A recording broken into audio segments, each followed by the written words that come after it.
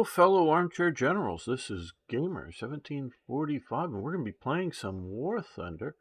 Say we, I think a few people will be showing up. Just checking to make sure that things are at least somewhat working correctly here. I hope. I hope. I hope. I hope. I hope.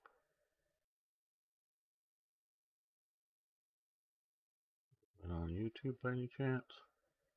Let me hit the refresh button here.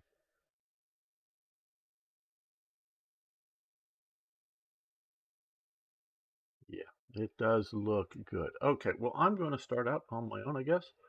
So let's go shoot up the enemy.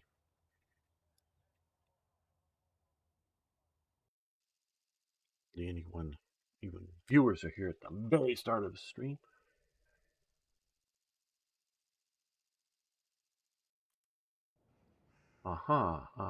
Let's go to the pinnacle of Panzer IV, designed as a tank. You can talk about the Stug 4 or the Jagdpanzer for other things, but as a tank with a turret.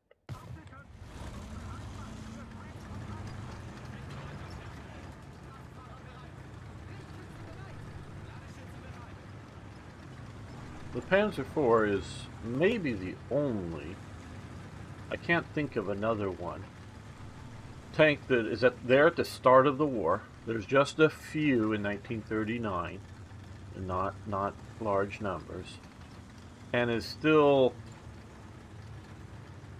there and in production at the end of the war.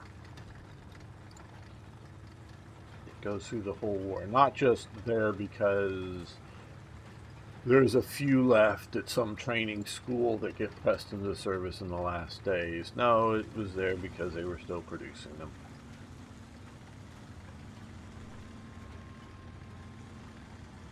You know, where something like the Sherman isn't even there for the Americans when they start in 41.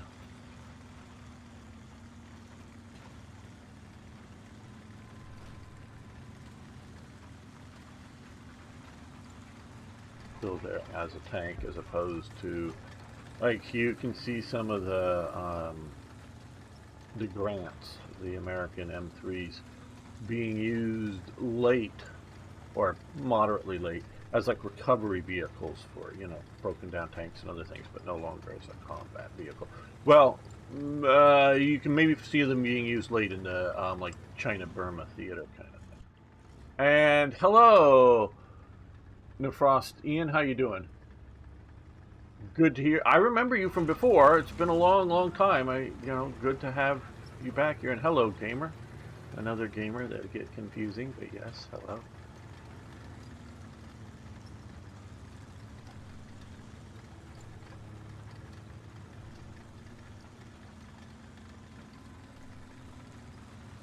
So yeah, the Panzer IV as a combat vehicle and not, like I say, just as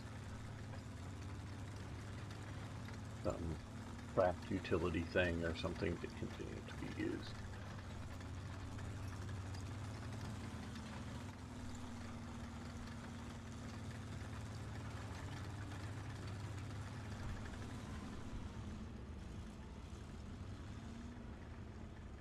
And of course they sort of, with these holes, yes you can, gamer. Do you have the link into the GHQ?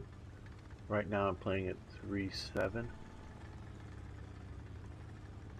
Right now I'm at 3.7. Hello. What is that? Some Danish guy. Well, it's 3.7 at the moment with this, but yes.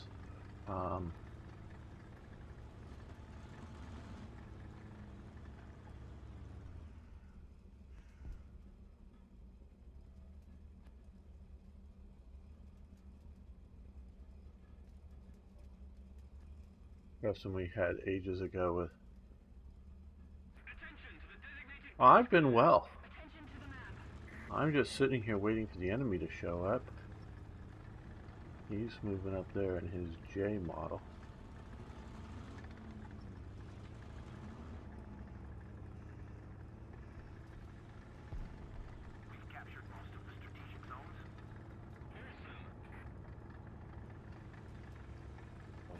I guess I should push up a little bit. One of the keys, excuse me, one of the keys to this game is to be unexpected. Like, there's somebody out there. He saw me. I fortunately survived that hit. His lower velocity 75, or medium velocity maybe I should say. I have a higher velocity 75.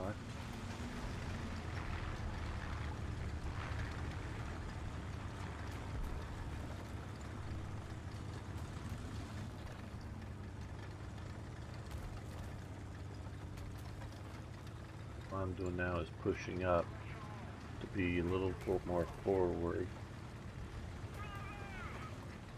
And maybe I'll see them before they see me and I get to shoot first.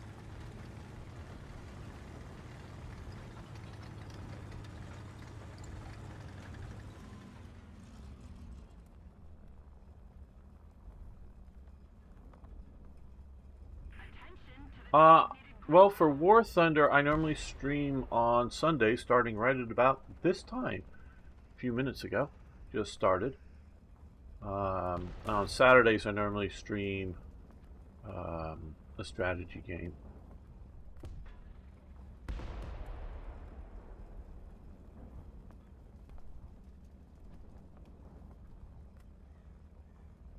It's not all the time. My username is gamer_1745, just like the YouTube handle name. I've been able to at least mostly keep all that consistent across platforms. Enemy forces have captured a zone.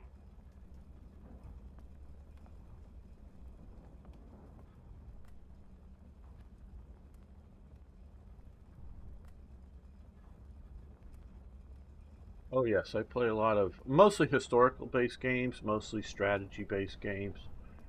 It's just the Sunday stream is War Thunder.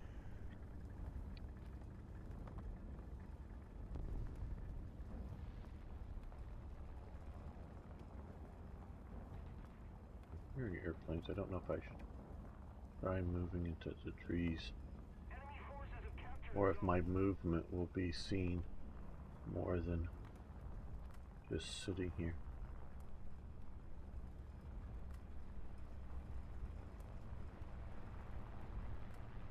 Trying to sort of be somewhat low profile to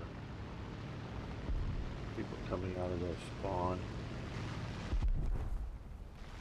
So get the trees. Is there somebody out there to get bombed? I don't think so. I think it's just an airplane crash. Enlisted? I've tried Enlisted a few times. It's an alright game. I really don't think it's the mechanic of the squad really helps anything, quite honestly. At least not for me. I haven't probably played it in more than a year. But I played it a bunch. I mean, not lots, but a bunch in the past. I'm just a big tank driving fan.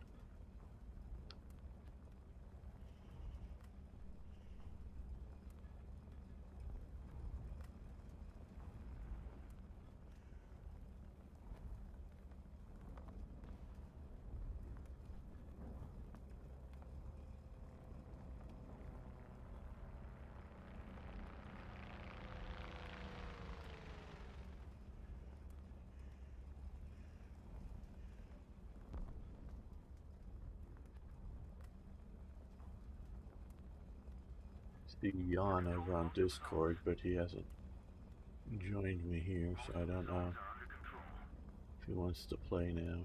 What? Still nothing. I got that one kill. Nobody else coming out. I'm trying to be a good spider and wait for the fly to come into the web as opposed to go drive somewhere and get shot. Or to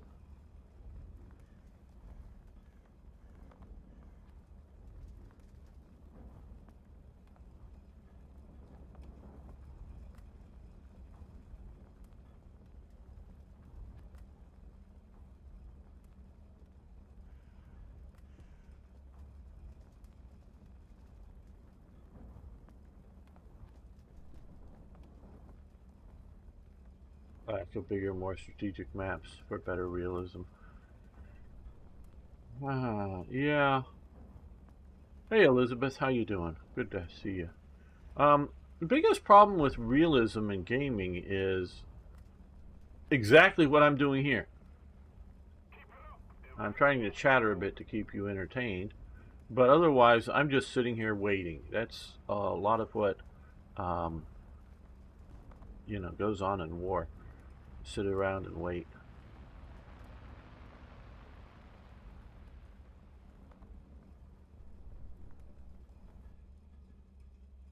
Oh yeah, no, I get the idea of getting shot and spawn, but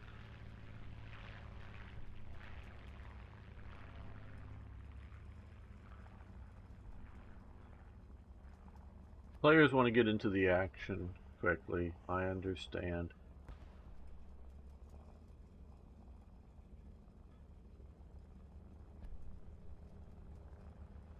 But if I were to, I don't know if there's any enemy aircraft. I know there's at least one friendly. Another zone captured, we have the advantage. If we go into anti-air, then of course a bunch of tanks will show up. Overrun the point. If I stay here like this, no tanks will show up, and we'll just be that. Yes, gamer, if you want to join, we can. Um,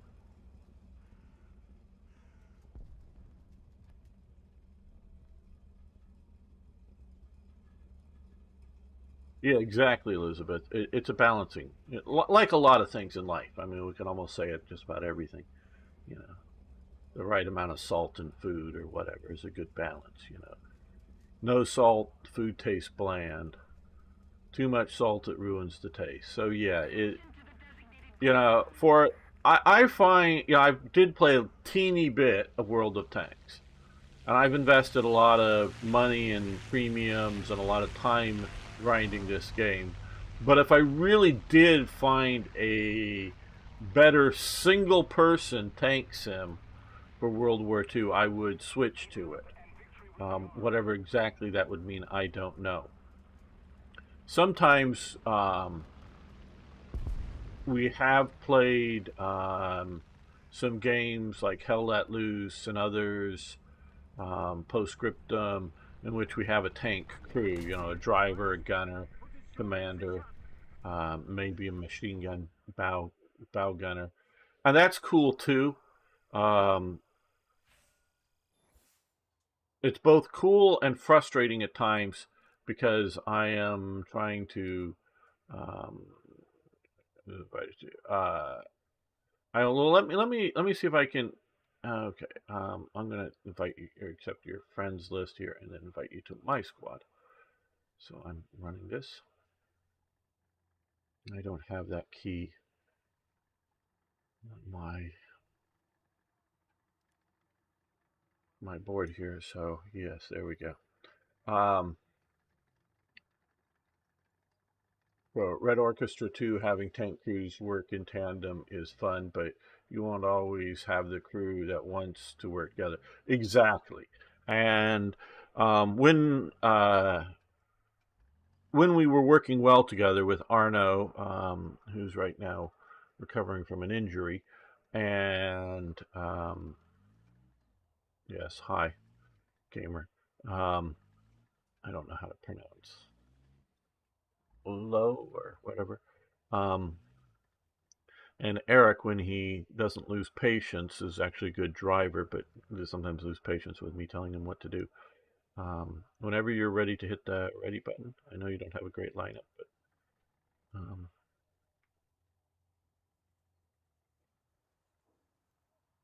and it can be really fun in that um,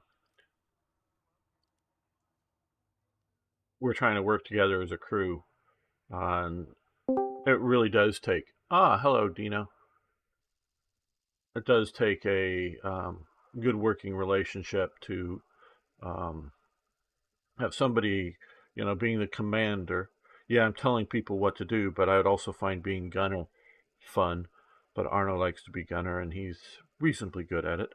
And Eric is one of the better drivers, but getting all of that to work together can be a difficulty, both as in coordinating people and, you know, as time, and then I guess coordinating the crew. But I find War Thunder so far the best single-person tank driver for World War II tanks, at least.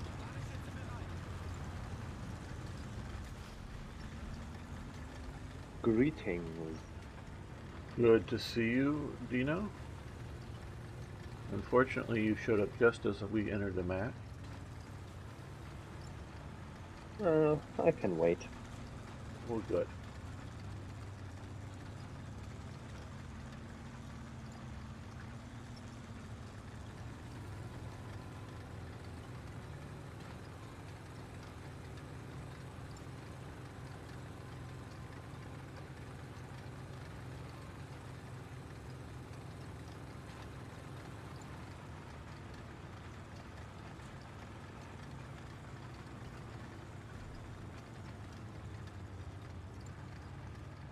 Can you name a couple of games you play? I play stuff like Roblox, War Thunder, Enlisted.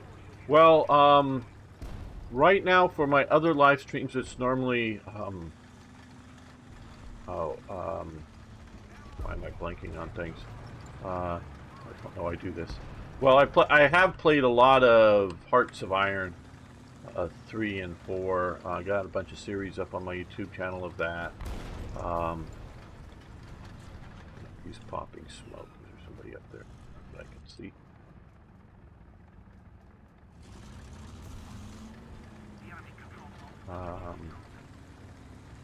Strategic Command.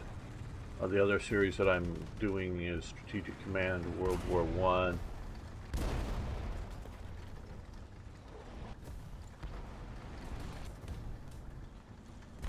Artillery bracketed, so let's move not into the field of artillery fire. How would that be? And this will be up on the sniping point. Okay. Let's see if I can. No, oh, it's a truck.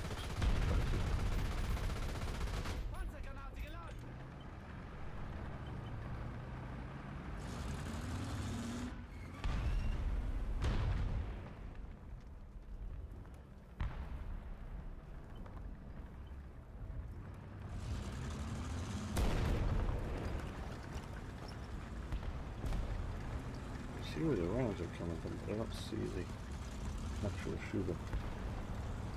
How to get the TeamG title, or what is it? Well, it's our squadron in War Thunder. Team Gamer. You can, near the top of your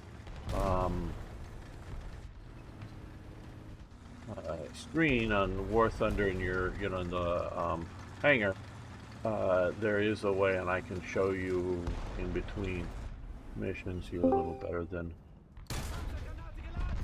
I just skimmed over it. Let's see if I can kill it this time. Oh, somebody else got it. And hello, Stone Bob. How you doing? Or is that, no? That's not Solange Bob. Lunch Okay. blob. Solange Bob. How you doing? Good. Good to hear. The artillery.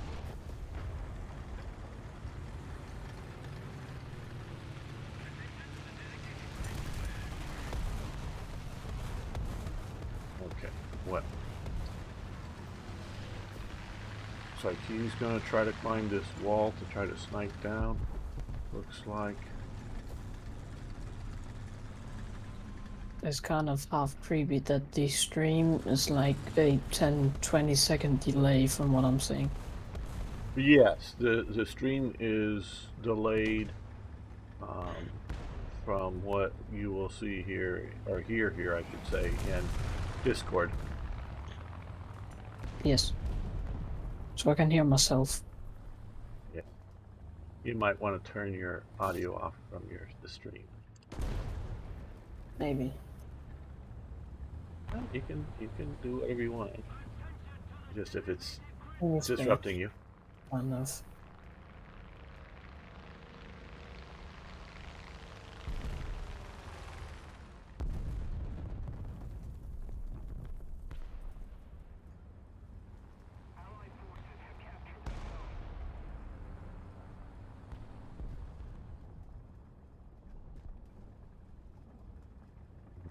This is another mission here. Yes, radio listeners, turn off your radios when calling in, as Elizabeth is saying. Hello, I wasn't paying attention. Let's see if I shoot you and take out your loader, at least that slows your loading down. That kills you, and somebody else got me.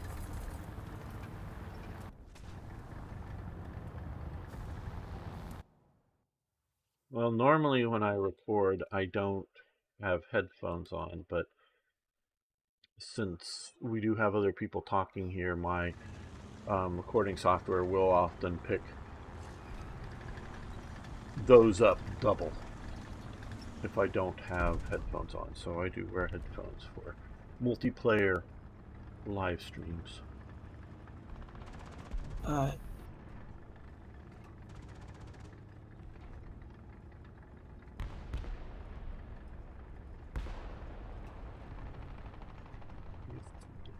Yeah.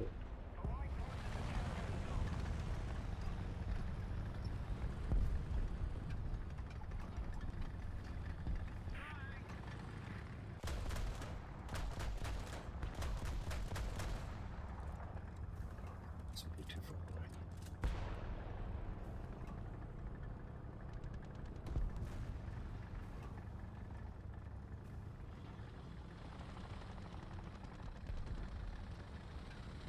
Oh, they had a mid-air collision, it looked like.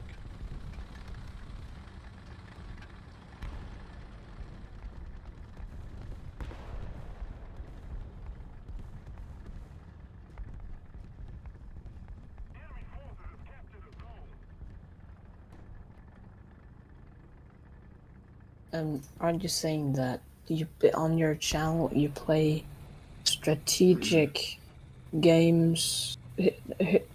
Yeah, just strategic games. Generally. Mostly, yes. Alright. Also, if I'm not talking English very good, it's because I'm Danish. No So, problem. No problem. I'm that Danish guy from the chat. Oh, okay. Sure, no problem. No problem.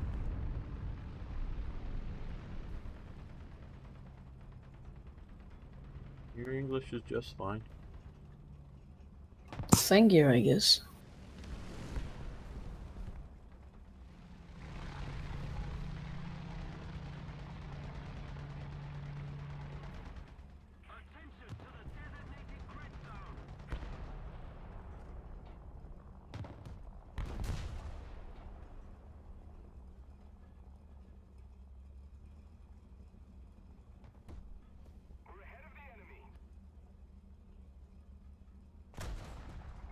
The enemy has most of the strategic zones. Attention to the map.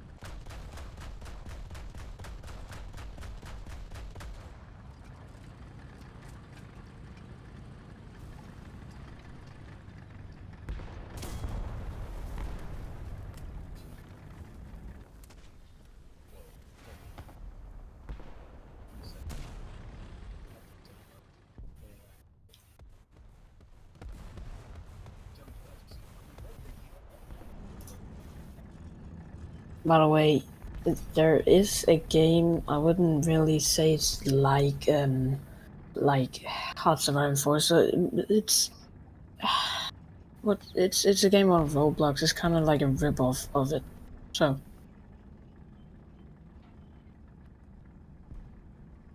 Yeah, there's a lot of stuff out there that I haven't tried yet. I know that. like the game is kind of a game that you tried once, you absolutely hate it, and never try it again. Or you love it. I don't know. It depends on if you like. It depends of how you like your graphics in games. There are some people who need it to look like a 4K display or some, but yeah, I like a perfect mixture of realism, goofiness, and of course, yeah, just the Right. gameplay. Artillerieschlag auf Koordinaten. Foxtrot. 4. Stören. Foxtrot. 4. Yeah, I'm gonna go real quick. I have to go. Okay. So I'm gonna join maybe next Sunday or something. Sure, if you like. Yeah. By the way, I subscribed. Thank you. You have a very good day. Thank you.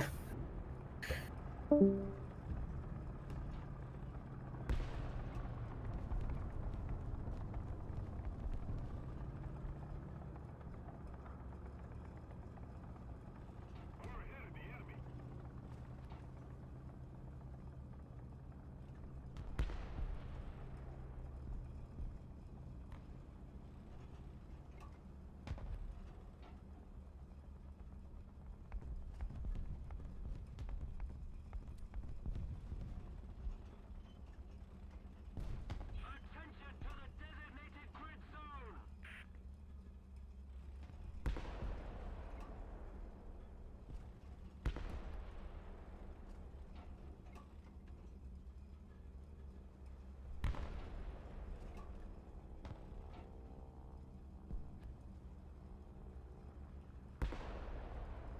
Just as I take a drink, there comes in an enemy fighter.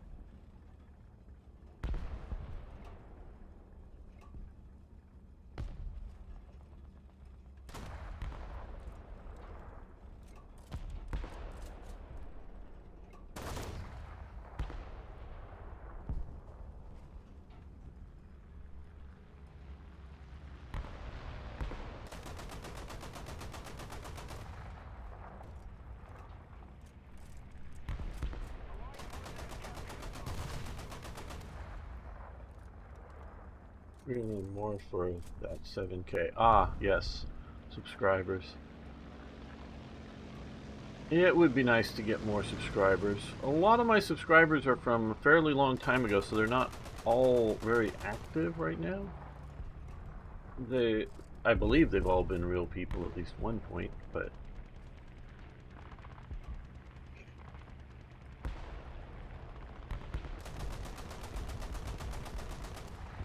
gotcha. You got our guy, but I brought you down.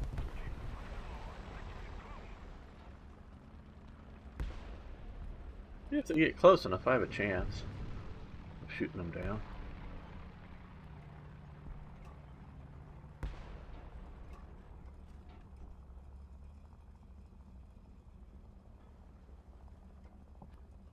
Attack the A point. Enemy forces have captured a zone.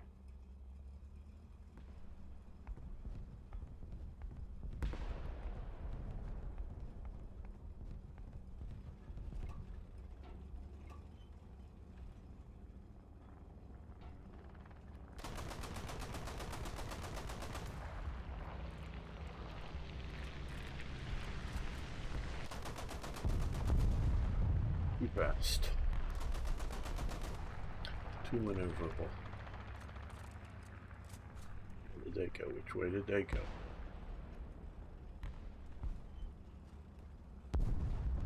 See you. Somebody else is shooting me up.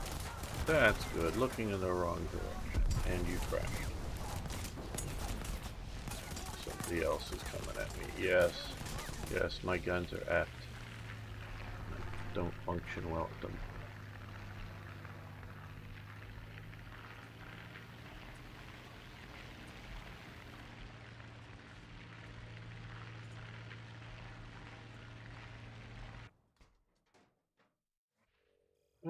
Mission over. Let's get Dino in here.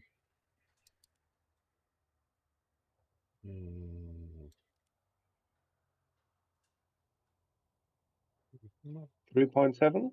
Yes, 3.7 if you don't mind. At least one more mission before we move up. Yep. Let me.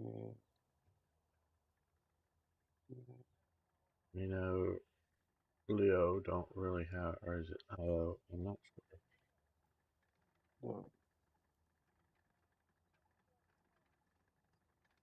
Doesn't have a very high lineup, but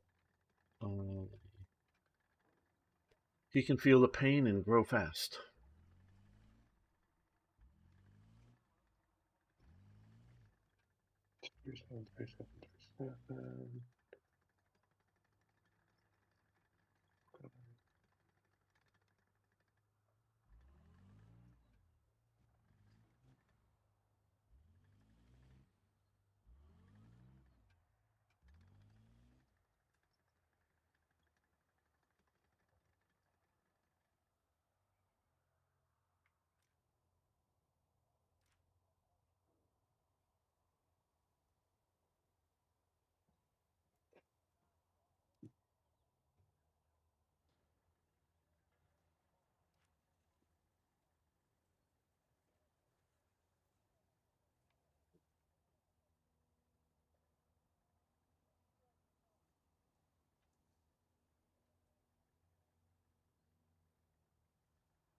All right.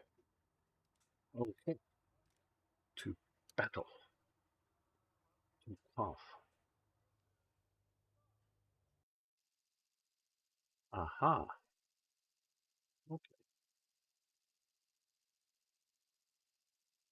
I'm gonna go shoot him in the face.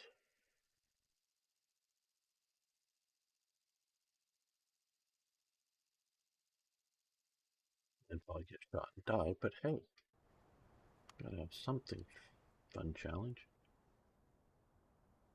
You know, any good war game set in the Battle of the Bulge beside War in the West? Yes, I do. Ardennes Offensive. You can quickly, open another window if you want to look at my channel for the playlist games. Ardennes Offensive. It's very good. It's obviously Ardennes Offensive. And it's, yes, the 1944, not the 1940 version of it. It's very good if you want to play that. The units are, I think, basically company strength units. For the scale of, dude.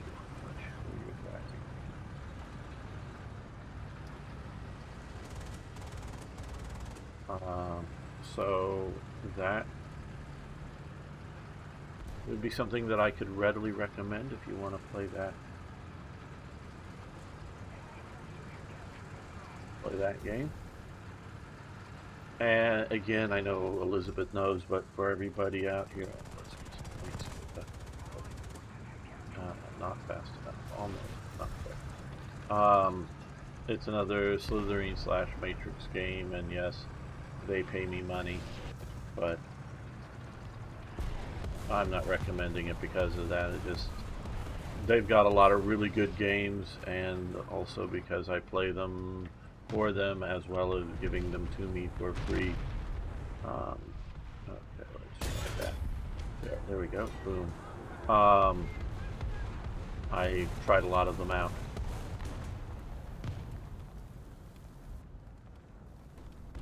There are one or two that I don't play because I don't like them. Oh, I see you over there. I'm turning to angle a little bit. It'll take me, I think, 26 seconds or something to reload with my current crew status.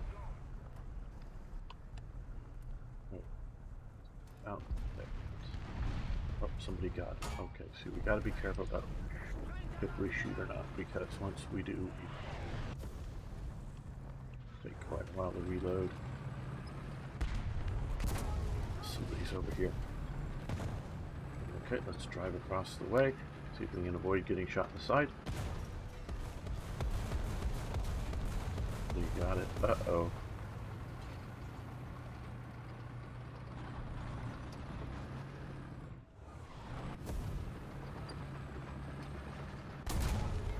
shit. 124,000. Where did he hit me? Okay, just right at sort of one of the magic spots.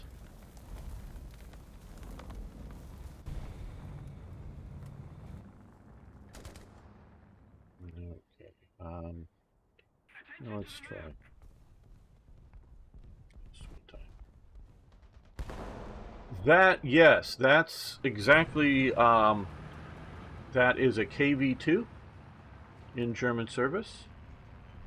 The Germans used very much of everything they could get their hands on. That's a critical hit, and I survived because of spawn protection. And we also always gave them nice little letters, so you could always know what country they originally came from. Yes, little R's or others. Yes, R for Russia, T for Czechoslovakia, F for France, B for Britain. And now they did at some point. I think it's either 42 or 43. They banned. I'm going to try to say this carefully. The German army from using a bunch of captured Soviet tanks, and I'm not exactly sure how they specified the banning of that. Basically, they didn't want them driving around in BT series, 5s and 7.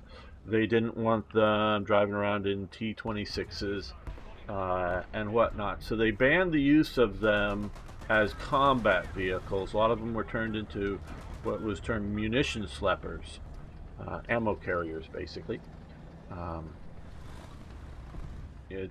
believe schlepp is a Yiddish word that the German Nazi Soviets continue to use. I have no idea, but it's no idea. It's pronounced Schlepp. Okay. Yes, and I have no idea. I don't think it's Yiddish. I mean, it might be. I mean, Yiddish and German. We have schlepp here, and unless the Yiddish adopted it from the German. I mean, the thing is that from what I know of Yiddish is that Yiddish is pretty much, in a way, is a form of German, or very, very closely related to German. Yes, but it's with definitely a lot of Jewish influence, though. Yes, it is a Jewish, pretty much variation of German. Yes, but they are largely like a Yiddish speaker will almost always understand a German speaker, and the German speaker will almost always speaker. Yes, will almost always understand a Yiddish speaker. Right. But it's possible that it was originally Yiddish. It's also very likely that it was, or I would need to look it up. But I know that it is a very, very, very common word used in Germany. It just means pretty much to tow something. Right. Yes, we definitely in more of a New York-based lexicon of American English, schlepp, is to lug something around that's sort of heavy, as sort of as a chore to do. And I always see it munitions schlepper is the normally silenced when it's talked about a vehicle. Or no, because somebody who is schlepping, or a thing that or schleps, I guess schlepper I thought was. Yeah, Munitionsschlepper would be the pronunciation, and yes, there is an R afterwards. Yeah, schlepper. So yes, and so because these were thin-skinned armored vehicles, a lot of units, infantry division, whatever the hell, would have captured a few of these and was trying to use them as tanks and taking casualties. So they ban, and again, bans are often ignored in reality, and Leo is getting shot. Well, if you sort of fly towards me, I will shoot at your tormentor, but do stay alive. And so they're really useful on the Eastern Front. They forced them to pull the turrets off because they're tracked vehicles. They can and light armor. They can get nearer to the front carrying munitions. So they continue to use those, but you find divisions like Totenkopf and others using T-34s, KVs, and whatnot well into the war, some of the more heavily armored vehicles.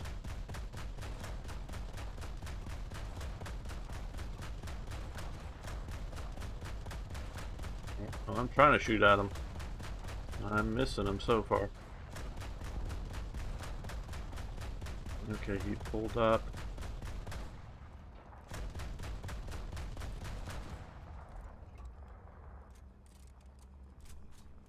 I do believe some of, or one or more of the KV-2s that the Germans had get sent to Greece and used in some sort of anti-partisan rule. Elizabeth is saying, I believe the A7V bogged down by German obsession with equipment moving tractors and tanks. Not exactly sure. You mean as in trying to build a big land battleship? Because that's obviously the World War I German-designed tank. I think the only one left is in Australia or something like that. The original, truly original one, as opposed to a mock-up.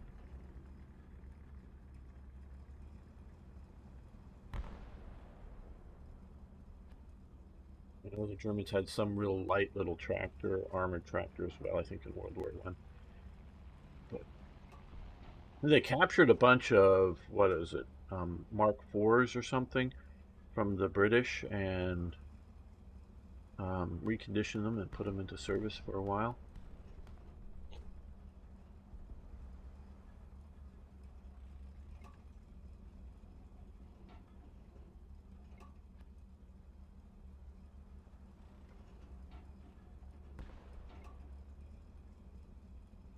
And so we have a few, and I can highlight here. I forgot to say where you could join Team Gamer. Captured, we have the advantage. For those who might be interested.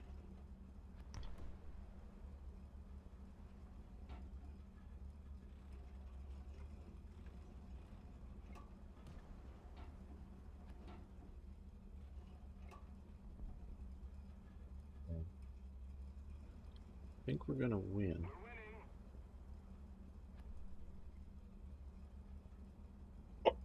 Until the Uber Landwagon transport variant was designed, so it was built for being a tank and transport. Oh, okay, I get what you're saying. Dual purpose. Yeah, dual purpose can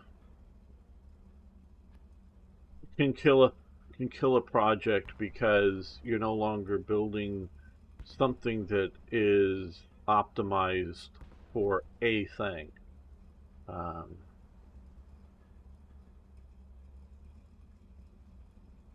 Germany has the habit of deciding to take on the world, so its production is never enough, never even nearly enough. So if it was battling just Russia or just France or just, pick one great power, its production would look good. But once you throw in the rest of the world, it just never has enough. Whether it's enough rifles, enough pistols, enough, trucks, motorization, and we're talking World War I or two, it doesn't matter. They don't have enough of anything, any one thing like that. And as we can see, if you're interested in, come up to, like, for the squadrons up here, I think you'll have a thing that you can join. And if you send in a membership application and you've played with me a couple of times, and then let me know, because I'm no longer just letting in, shall we say, random people that I have no idea who it is. I will let you into the squadron here. And we do have applications, but yes, if you let me know, you gotta let me know the name that you're trying to apply here, and then I will bring you in. Okay, yes, let's see. All right, we are ready to go, it looks like.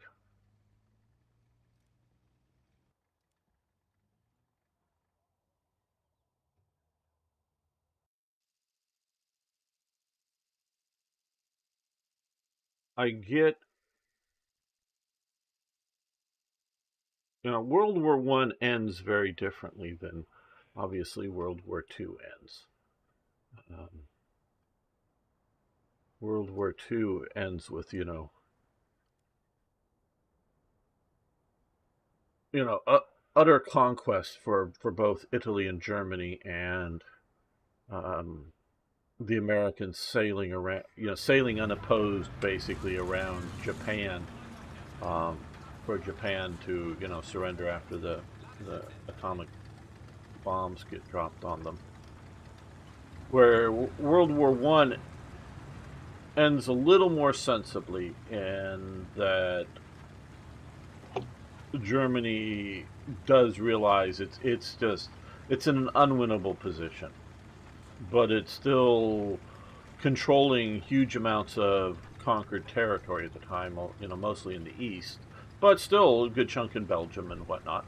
Um, Yeah, and that's pretty much what at least partially led to the Stab in the back theory, yes. huge, yes, the stab in the back, but more so actually the huge anger at the way Germany was treated at Versailles, because the whole idea was pretty much that Wilson brought out his 14 point Right. thing, and Germany thought they were pretty much making peace with this, as they still had a position of relative strength, not enough to win the war, but enough to make the Entente really hurt Right. if they wanted to go for total victory. So they were pretty much under the opinion, all right, we'll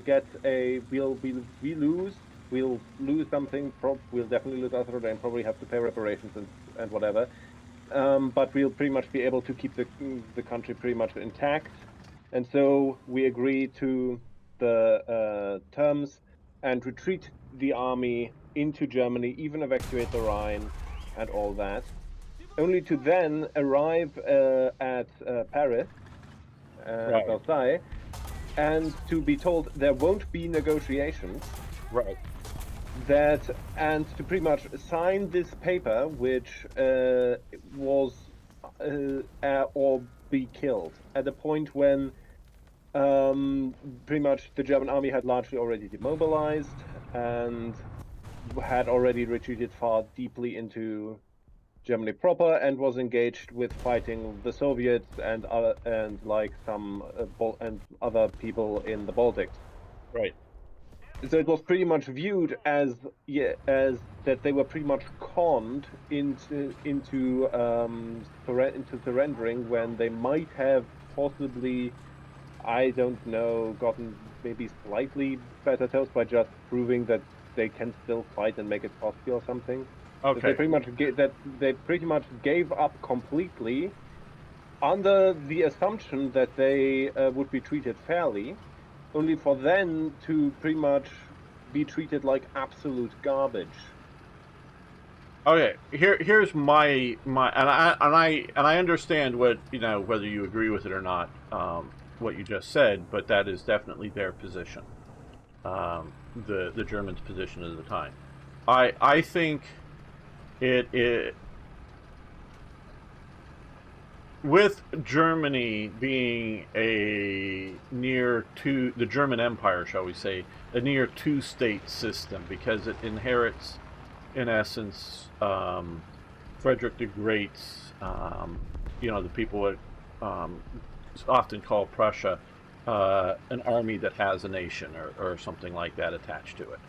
So that it's a two-state system under the Kaiser, as I'm describing it. I don't know that this is 100% accurate, but a way to describe it is that it has both a civil state and a military state. I think that would be reasonably fair description. With the military state not even sending a representative to the Versailles, even if it was going to be negotiations, without even sending a representative, they're now sort of trying to abdicate any responsibility for the loss. Yes, that is pretty the much loss. Yes, that is pretty much exactly what the military did. They pretty much despite the fact that it was actually the military that initiated the negotiations.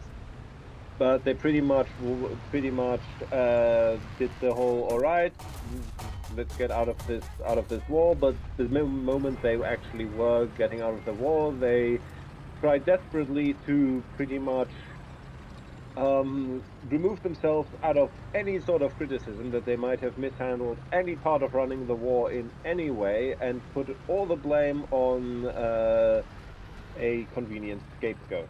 In which The case, civil government, basically. yes, in which case both the victim here was the later civil government, mainly the Social Democrats, as well as partially the emperor. Right. And so, I would tend to argue that the state is, in essence, the civil government is captive to the military government throughout the whole war. I'm not saying like before necessarily, but throughout the war. So the civil government has no real ability to decide anything, and even if it did have some ability to decide things, they're being, shall we say, led, maybe misled, by the military government as to the likelihood of victory, kind of thing. So, Yes, with that, it should also be mentioned that to a lot of people at the moment when the armistice was signed, yes, like Operation Michael failed, and the Entente have gained ground during the 100 Days Offensive. But overall, to someone who doesn't know like a lot of like the intricacies, it still looks like Germany is winning, because Germany still holds almost the entirety of Belgium and large parts of France. Russia has been decisively defeated, and multiple client right, states in the east have been established, resolving the famine that was affecting Germany, yes. yes, the turnip winter, where which killed, I think, in the multiple hundreds of thousands. Right. And so, Germany is, at a place that, if it wasn't, obviously being, attacked by the Western allies, and including, the Americans, coming in and oversupplying everybody that they can, could, continue to be oh, there's a guy who's behind the building over here. There he is. He's okay. Critical hit on him. He's on fire. Finish him off if you can. Oh, somebody's killing you. Damn. Yeah, but I still got him. Good. So yes, it looks like the German Empire could survive, but it can't. I mean, in a practical terms, it isn't like, oh, one more offensive and we got the Frenchies finally. So from the Allies' perspective, you have, wow, I hit and didn't kill you. Oh, well, you have particularly the French, who are just like, we've been at this for so long, didn't you realize this years ago? How many millions of us have died in the meantime? And they're out for vengeance. They don't care about Wilson's 13 points when it comes to Germany, at least. Yeah, that's one of the reasons, from what I read, why there were no negotiations. It's because all of the Entente pretty much had more or less bungled into this alliance of convenience, and had completely different geopolitical goals. France Right. wants to destroy Germany as an entity, so it can pretty much go back to the way it was before, where with France being the big blue blob in Europe, dominating everyone else. Right. Britain wants to severely weaken Germany and destroy any of its colonial ambitions, and consolidate its own empire, but at the same time wants to keep Germany strong enough that the big blue blob doesn't happen again. Right. Exactly. And the And US wants everyone to hold hands and sing Kumbaya. right. Wilson is, unlike all of at least all that I know of big leaders, he is a, what, Idealist. well, no, a progressive. A progressive idealist. Well, I don't know if there's a difference. Um, when you say idealist, you're trying to say that kumbaya, everybody's going to be happy. No, they just want to remake the world in their vision. Yes, he Uh, wants to make the you world got a quote guy on your unquote tail safe for there, democracy. Dino. Yes. He's way behind you, but he's coming after you. He's shooting at you right now. I'll And drop then the bomb, and I got a final kill. That's nice. okay, let's see what N4RC is saying. The real reason he was replaced their banking system with superior gold-backed currency, and that was the reason for the whole thing. Big C committed or admitted in his memoirs. No, not Chamberlain. No. Uh. Oh. Oh, boy. Are you thinking Churchill there? Is that who you're saying? Because I think he might be talking about I don't know, Wilson maybe. no I Wilson. No believe Wilson. No, that wouldn't. No, because from the UK, Wilson wouldn't be. I don't know who Big C. I don't know if that's Churchill or who you're talking about. Well, Churchill. I'm not He sure, was quite big, but like yeah, well, yeah, Big C, wide. yeah, but not so much in the end of World War One. He was out of favor by that point. Bavaria's Socialist Republic, Socialist Republic, and the figurehead of the revolution, tend to add fuel to the fire. I mean, the Yeah. Bavarians, Oh, we're losing. the whole mess of the Bavarian socialist or republic or later Soviet republic is pretty much a comedy of errors. Like initially, you have the abdication of the emperor, and that then results in pretty much a bunch of miniature revolutions deposing the entire, or pretty much all of the German royal families, even if the population doesn't particularly want them deposed. That Right. with, and then you have the like a Bavarian coffee socialist, as there is what it's called. So someone who pretty much debates like Marxist philosophy in with like a cake and in a nice cafe with like his university friends, pretty much decides to try to make a Bavarian socialist state. Note that this state does not actually secede from Germany. This state still considers itself a part of Germany proper. It just wants to pretty much try to make like its socialist utopia. He Right. completely bungles all of this because he has no idea how to actually govern anything, and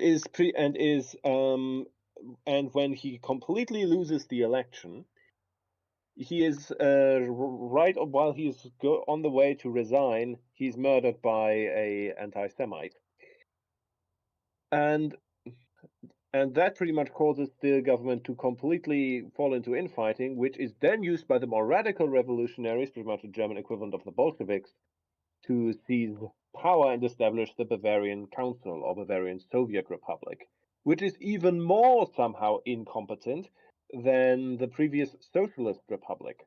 For example, their foreign minister demands that Switzerland give Bavaria like a bunch of trains. Switzerland says, "What are you talking about? No." Following this, the minister declares war on Switzerland. Okay. Everyone ignores this. And pretty much things just continue to go this way until eventually the German army and the Freikorps roll up and kick them out. Now, why don't you? Okay, we're ready here. Let's go to battle. I do. Oh, we're. Oh, cancel. Yeah. If you wouldn't mind jumping up to 5-7. 5-7. All right. Um, one thing that a lot of people don't understand, and this is gets to some of don't know how to govern. I don't think people understand how much governing is done by consensus of society. Um, and again, I'm still formulating my thoughts on what was lost finally at World War One, at the end of World War One and its aftermath. But you have, whether you're a progressive, that would be a socialist, if you will, or a communist, that would be more of a revolutionary, especially if we're talking in the terms of the period. You don't want to be too far out in front or too far behind what society is thinking on any of the topics. And so if you push things too fast, you're not going to be able to govern. You have to start a revolution, and not just a revolution as in to overthrow a government. You have to do a societal revolution with lots of killing and murders and camps and all, rule through fear. That isn't governing. That's just You could say it is dictating. Well, no, because we can see a lot of, especially if you look at classical Roman, where that term comes from, including in the Yeah, I didn't mean Republican it in period. the classical Roman way. I meant Right. it Yeah. in Well, more of the way I'm thinking dictators more refer to nowadays. rule through terror is the way I would want to call it. Whether it's the way conquerors often rule, is that they don't have a consensus of the locals, except for, hey, you better do what we're saying or things will just get worse for you. And so whether you're the Mongols or the Americans, you're ruling a group of people that have, no particular consensus for what you want to do. When America is governing Iraq, yeah, we have a lot of technocrats who know how to, organize bureaucracies and how to, make the electrical system run. But that doesn't mean that we're doing anything effective at making the social, political entity called Iraq work functionally well without us ruling through terror, and that we will come and arrest or shoot you if you don't behave. And now I would say our rule in Iraq was very gentle, and I think the numbers that people throw around are wildly overhyped as numbers of killed or whatever. But compared to the Mongols or somebody, and that's how revolutionaries tend to rule, is again through terror and not through a societal consensus.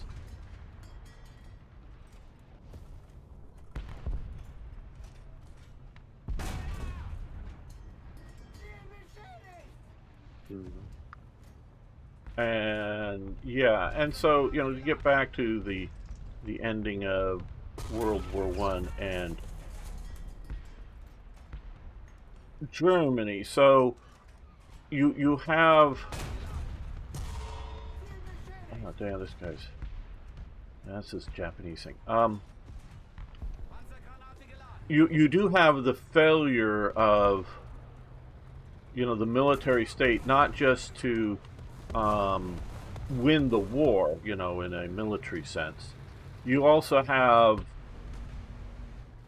the failure of the military state to see some other option other than victory, I would say, until it's, beaten into them that they can't win.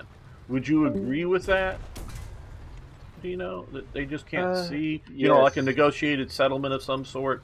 Yes, especially as there were multiple attempts by the actual German civil government to get a negotiated peace. But these were pretty much always largely undercut either by the military's refusal to really endorse them or put their own weight behind them, or by the fact that simultaneously, if they did manage to get to the Entente, that the Entente didn't want to listen. Right. So this this is and there's a failure. And look, I blame the 80-90% blame for the war on Serbia for World War One. I do blame Germany for going into what was otherwise basically a neutral Belgium and expanding the war, unfortunately the way they did. But Yes. and so Actually, there's something. I'm sorry, just sure, a sure. little anecdote I just remembered is that the invasion of Belgium almost didn't happen because while the armies were being mobilized and the Schlieffen Plan was being prepared, the emperor had talked did a bunch of telegrams as well to all of his relatives, including the King of England, King Right. of Britain, I mean, Yes. and looked into the whole things and wanted to call off the attack on France, the Schlieffen Plan, believing that Britain could be kept neutral, and he was told by his chief of staff that this was impossible, that they simply could not reroute the trains. Right, because there's a huge amount of, because this is in a primitive communication state still, Yes, yes. timetables and all that stuff to try And to, this is it's not just say send train east instead of west. There's all kinds of routing and other yes, stuff. except, and this is the plot twist, Okay. he lied. Ah, so there There was a were plan to go east there were plans that they could have for just implemented. exactly this situation. The general staff had made plans exactly for this situation, for quickly rerouting trains from West Germany to the east. So it completely could have been done. The invasion done. It's just that he wanted his moment of glory, pretty much. He wanted his big thing. It should be also noted that he was the nephew of the great Moltke from Okay, the Wars yes. of German Unification, and he pretty much always lived in his uncle's shadow. And so now this is purely speculation on my end, but I do believe it was partially just that he wanted his own great victory, his own legacy, to make a name for himself and not just to be the great man's nephew. Of course, he completely failed in this execution, realized after the failure of the Schlieffen Plan, immediately realized the war was lost, went into a complete depressive downward spiral, and died 2 years later. Yes. Okay, we can invite you again, gamer, next time. No, we couldn't hear you now. Uh, so yeah, no, we couldn't hear you. Yeah, and so I'm not disagreeing with anything you just said there at all. That he wanted his moment in glory, but I also think there is, whether with him in particular or just the German general staff, um, is, hey, we've done this once before very successfully. Let's just do this again. Franco-Prussian Oh War, yes, oh yes, and there so was a so lot of overconfidence. and so we could just, we could go in, knock France out fast because the infrastructure, as well as just simply the geography, being lots closer geographically than Russia. We do that, and then we can take our time in the east and win there eventually. So, and that's the bigger picture, not dealing with the individual there, of the other Molke. Uh, that situation, I think, is real. So, so I do blame, but also I want to say, for the war continuing, which is different, because gamer here, just according to when I look at Discord, I see your mic shut off. I don't know if you know to turn that on or not. If that's try to hear you. No, I didn't hear anything. I see you lighting up. Hello? Yeah, now I hear you. Hi. Hi, Hi. guys. Hello. Yes, I'm hearing you Hello. now. Can you invite me? I will. I will. Next match. And Okay, thanks. and so we. I also want to say that but for the war continuing, not for blaming for the war or the expansion of the war. Those are different things in my mind, at least, and which I there. But for the continuing of the war, we can also blame France and Britain because they continue to fight and push on, and have, I think, and I don't know the details, but at least from the impressions, needing to go back to, the status of situation just prior to the war, kind of thing, and not including in the East, and not being, adjustable in their viewpoints. And it's only really the Americans that turn the table so heavily into the Allies' favor. And when I'm talking that, I'm talking, France and Britain. So I see all of the major powers just unable to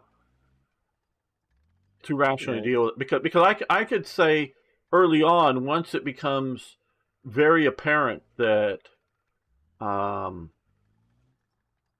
things aren't going well for Russia, we don't see Russia, the Russians trying to peace out. At least I don't know of that. No, they didn't, because the problem was that Russia was pretty much a slave to France.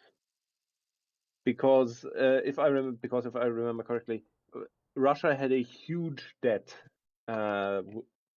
with France. So France could pretty much use Russia pretty much as their own little puppet, because if they because pretty much if they shut down the money, then Russia would probably just fall into pieces.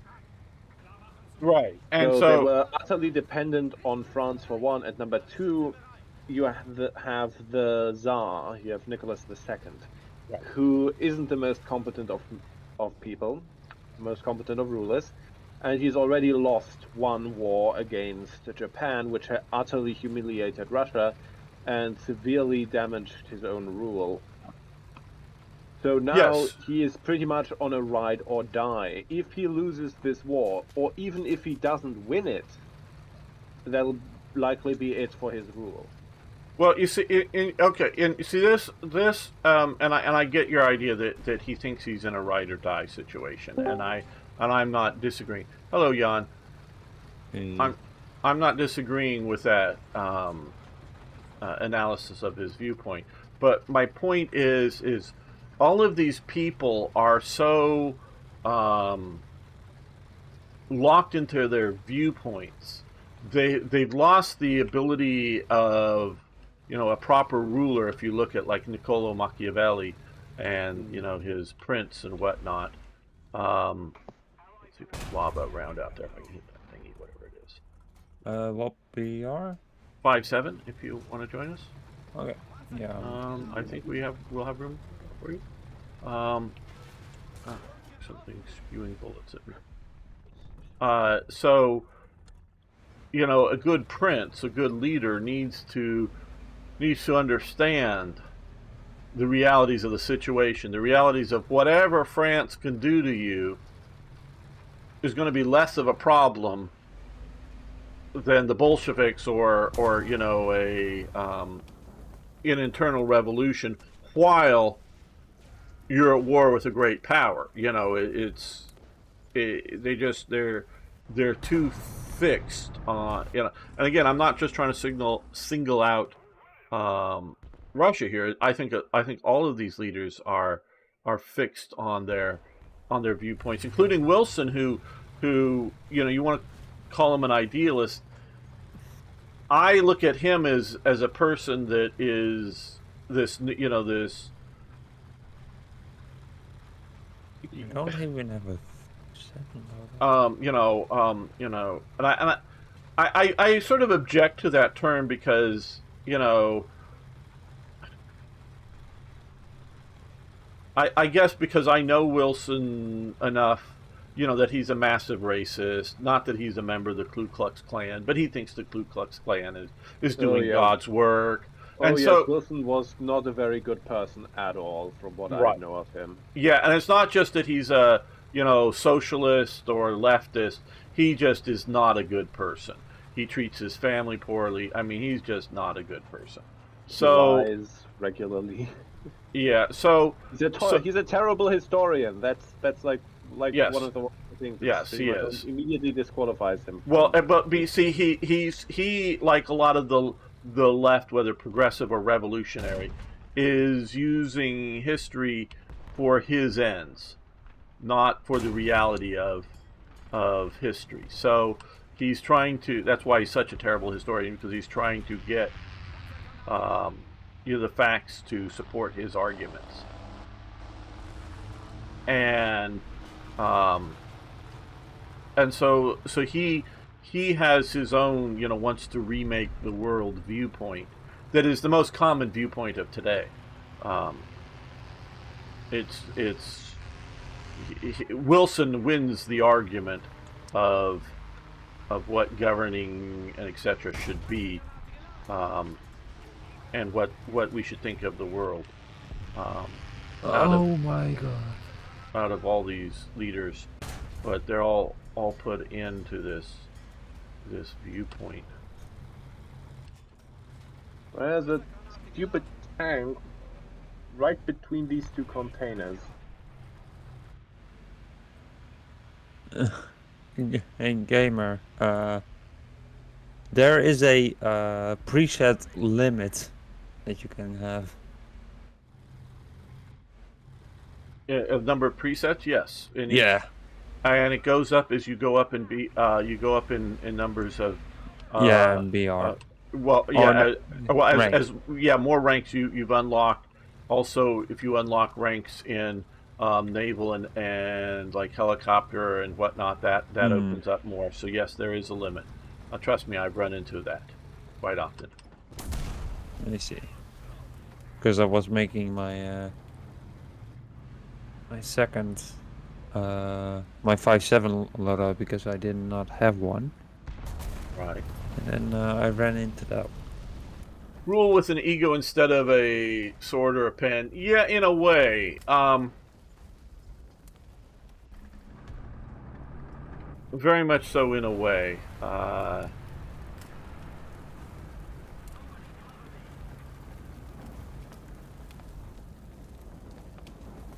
I mean, he's such a young guy, but he reads a lot, and I really like his viewpoints. Rudyard of What If Alt Hist YouTube channel, and I've seen and known a lot of what he's saying for many years, but what he is doing is pulling the threads together into a coherent idea, if you know what I mean. And are we all done? Are we all out on this map, or? I'm out. Okay, I think. Okay, so let's. Invite me. I'm going to return to hangar. We'll return to hangar. Yes. Oh, you bought Ardennes Offensive. Slytherin can give you a pat on the head. Well, very good. Very good. I hope you enjoy it. I would hate to have something that I recommend you get and then you don't like. Because I don't try to sell their games. I'm just trying to, like I say, present them or give you ideas of what you may want. And so the big lie, he has the biggest lie ever told is his latest video, but and Yeah, I it's watched that. yeah, That's and it's interesting. and don't necessarily think that because he says something I agree with it. I agree with definitely his big picture viewpoint overall, and he in his gamer, when you're ready, or Leo, ready up please, if you're not in the match. I don't know. if you're still in the match. That we're all the same. We're all blank slates. Are two elements of this big lie. So men and women are essentially the same, not just in minds and views. Biologically, we're the same, and we're all blank slates in that you can, that we're all the same. We're all an all blank slate. Oh, hello, welcome. Haza, you need to turn off your audio so we don't get my echo Feedback. feedback there. Thanks. Headphones will solve that problem. If you have them. Actually, I've been thinking. Let me check something. What's that? I've been thinking of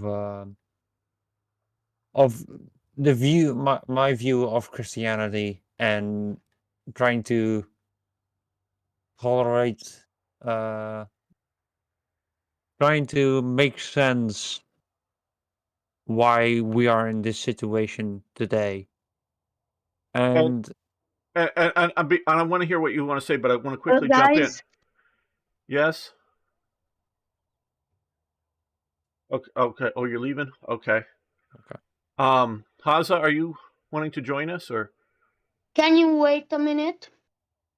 I'll just switch to headphones, okay? Okay. All right. I'll invite you back. Bye. Bye. Well, I want to jump in and say it partially around World War I is definitely the events, but coming into the 20th century, Christianity as a whole, so it's not just a particular sect, Protestant or Catholic or Orthodox, is not speaking well to the needs, and it's not just the material needs like charities to the poor or something like that, but the needs of the people. It's not whether it's a language problem, and I don't mean Latin speakers trying to speak to English, but in some way they're not addressing, if you want to call it, spiritual needs or and if we want to even take it, the mental scars that the World War One. But it's World War One, but it's also continuing. It's not even just mental scars of that, but it's speaking to the and I want to try to take it into a less religious, more into the psychological needs. That would be a good way of Western people. I mean, because Christianity is still spreading like wildfire in places like Africa, and in China today, and even with all the repression. But to the Western audience, it's not speaking to it in a psychological way that is beneficial enough to those people. So that's a flaw. Doesn't necessarily mean it's a flaw in the basic doctrine of any of these particular religious sects or Christianity as a whole, but it's not communicating its message or communicating in a way that is useful or beneficial, or however you want to say it, to the Flexible Forever people. So that is, and so I don't want to single out a particular Christian person or sect or whatever, but I see a failure in modern Christianity in this addressing. Now, where Islam is addressing peoples that are remarkably different mindset, we might call it primitive. To us in the West, we may look at it that way. I don't know that it's primitive. It's just because it isn't something like a lost Amazonian tribe that's uncontacted primitive, but it's a different mindset, and it's speaking to it quite well and expanding within that part of the world, as opposed to where, if you look back at and I know I've hijacked Jan, and I do want him to speak. But if you look back in the 60s and the 70s, you see a not just like in Egypt under Ataturk, but you see like Nasser and Assad and Saddam Hussein and Gaddafi and whoever was the leadership elements in Algeria that threw the French out. I don't know the name or names right offhand, but all these elements were either secular or wanting a secular state with light religion, not religion dominating society, but not necessarily not believing in God or Muhammad, but that's it has its place, but not a theocratic state like we're Yeah. seeing today with most of these religious. I'll give you an invite to squad again, gamer there. And so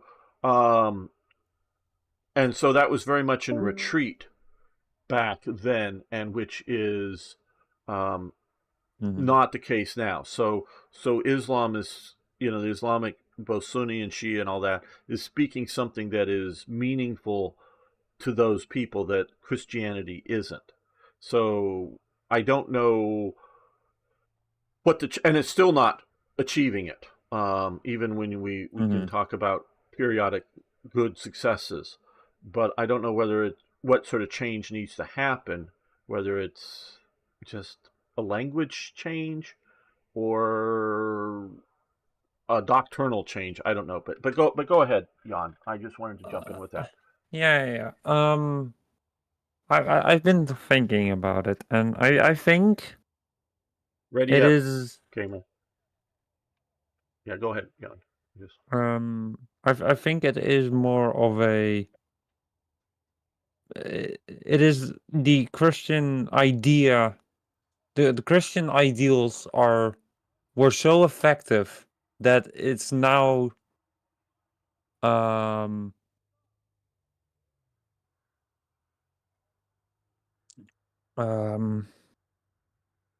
damn it.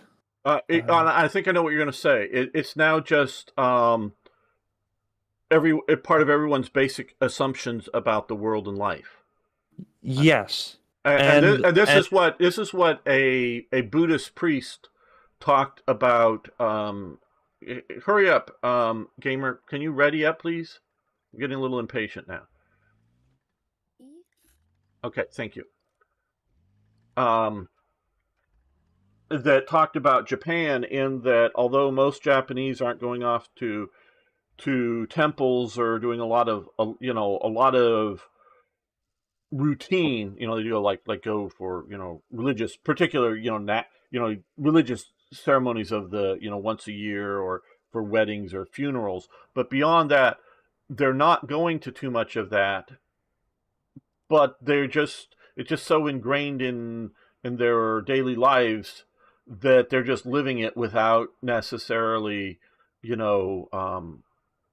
consciously thinking that it's religious. Consciously thinking, and even if they are not religious, they still do believe in human rights and such. And well, but also that they like say prayers before eating, kind of things, and a lot of that stuff that they do as just a matter of course within their society, without maybe recognizing, probably thinking about why and how it's there and its deeper meanings. Yeah. So yes, I get that point, but go on if there's more. But I understood what you were trying to say.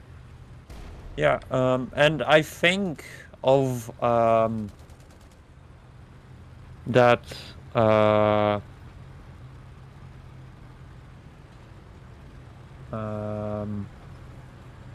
Like in the first in Genesis, then when Adam and Eve are created and such, and the snake tells them not to eat the apple, or because tells them to eat the apple. to eat the apple. Sorry.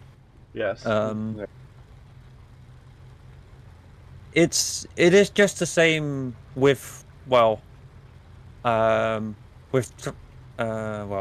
trans people and such, and some ideas of the world, because what the conservatives say that a man can't become a woman, and the woman be a man, that is just, we're just doing like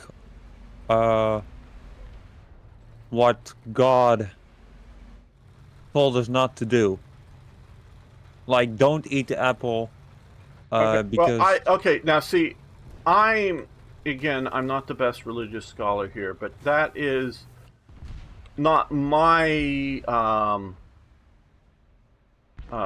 understanding of the lesson of that. Why not? My understanding of that lesson, because I do take it as a parable, not that there was a real snake talking to a real person named Adam, but that just my sort of viewpoint on it. I take the lesson of the parable is the change from the, shall we say, and this is now going to use Lockean language, from the state of nature that is out there, that all things are natural, to the idea of a deeper understanding that to society. I know I'm not saying this well, but how do I put this? You're no longer just behaving like an animal, like a primate. Because we can see, some of the videos can be faked, and some of the videos are faked of primates in zoos. So then there's one, I'm forgetting his name. One guy goes in and shows how that they can do composite videos and make orangutans or whatever, doing other stuff. But I've definitely seen like orangutans or some putting on sunglasses or whatever, and because it's monkey see, monkey do. They're seeing humans wear these things, and then they get their hands on them and they can put them on and look through them. So yes, this is something that is a lot recognizable in us and whatnot. But we now have more the understanding of good and evil, if you know what I mean. And I think, and that deeper deeper understanding of is what the parable with the snake is more so than anything else. interestingly enough, that is pretty much almost exactly my view of it. That the Garden of Eden represents pretty much humanity before gaining sapience, I would almost say, before still as pretty much animals, intelligent animals, but animals in living in tune with nature, and as such being equal to, say, the lion, not knowing what about good and evil, because a lion is not good or evil. A lion is a lion. It does not kill out of malice. It does not nurture out of goodness. But with the apple, or more specifically the fruit, Right. is pretty much man gaining sapience. As such, man now has greater power than before, but also a greater burden, a curse, if you Yes. you could say. You're saying this very well. Yes. As man now has the knowledge of good and evil, as such, man's actions are now no longer simply the instincts or the deeds of a simple animal, but now have deeper meaning behind them. And as such, man is above animals, but also has a more difficult than them. Right. And this is why God gives man dominion over the animals also, is because man is no longer bound, or is specifically not bound after consuming the fruit, by the laws of nature. nature, as nature is inherently destructive. As such, it is not specifically that man, as some people like to say, like man is very like destructive. Humans destroy the world. Yes, all animals that would have multiplied to the extent of humanity would destroy the world. What makes humanity in this case special, and why humanity is in the text given dominion over the world, is because man can be better than nature. Man can choose not to act in destructiveness or what man would consider evil, but evil. What is as special about man is that man can be good. That is my personal reading. Yes, and that is how I take it too. Very much that kind of thing. And yes, it is sort of presented as the God says not to snake the devil, you know, as an in-person. Homo sapiens are not owners of Earth. I don't know why we're not. You know, I believe we are. It is, you know, so this, you know, the snake is, you know, metaphor. See, again, I take all this as metaphor, not that it's real events. Is a metaphor for the devil. See, I don't see it so much as the temptation of the devil and that we fell for it, or Eve fell for it and then got us. I see it as, okay, Jan, you may have trouble coming up. I don't know. Yeah, there's a guy coming after you. I mean, when it comes but to... I see it more as if this is the big change. If you want to go, it's not, you know, be sure you want to do this before you do this kind of thing. Do you really want to give up, you know, Eden, the state of nature, or not? And I don't see it as a fall. I see it as, and this is now my sort of personal, not what the metaphor was teaching us, because the metaphor was sort of saying, you know, we got, or Eve got tempted by the devil, and then man was tricked by Eve into this forbidden knowledge. It was not so much that it's forbidden knowledge; it's forbidden knowledge for the animal, and are we going to be the thing above the animal? And if so, then you need to, you know, take the bite of this forbidden knowledge, if you will. And that's how I see it, as the dividing line there. So I don't see the correlation to any of the trans issue there, Jan. I mean, you can, but I don't see it. Yeah. What is also interesting is It's people equating the serpent to the devil, which really, if you think it in its context, doesn't really make sense, as the devil or Satan is a very different, takes a very different role within the Old Testament, where Genesis, of course, originates. Rather than being a fallen creation and a great demon seeking to no, destroy he's a fallen the world angel, out of spite. not a demon. Demons pretty much are fallen angels. Well, it depends Yeah. on how you. It depends on how you define these yeah, things. it depends, and there's a lot of stuff going on there. Yes, rather, Satan is a servant of God, but one who is in many ways someone who tempts people, but rather not in opposition to God, but rather in a way of someone who pretty much is a pessimist, someone who always views the worst in things. So, as such, Satan pretty much always views the worst in people and then tries to bring out the worst in people to kind of prove his point Well, that was a lucky hit, but about yeah, and I hear your interpretation. To me, I because again, I'm trying to look at this as a historian and looking over the scope of human history, not just as in Old Testament Jews and what they thought of this. I see Satan / the devil / whatever is sort of a catch-all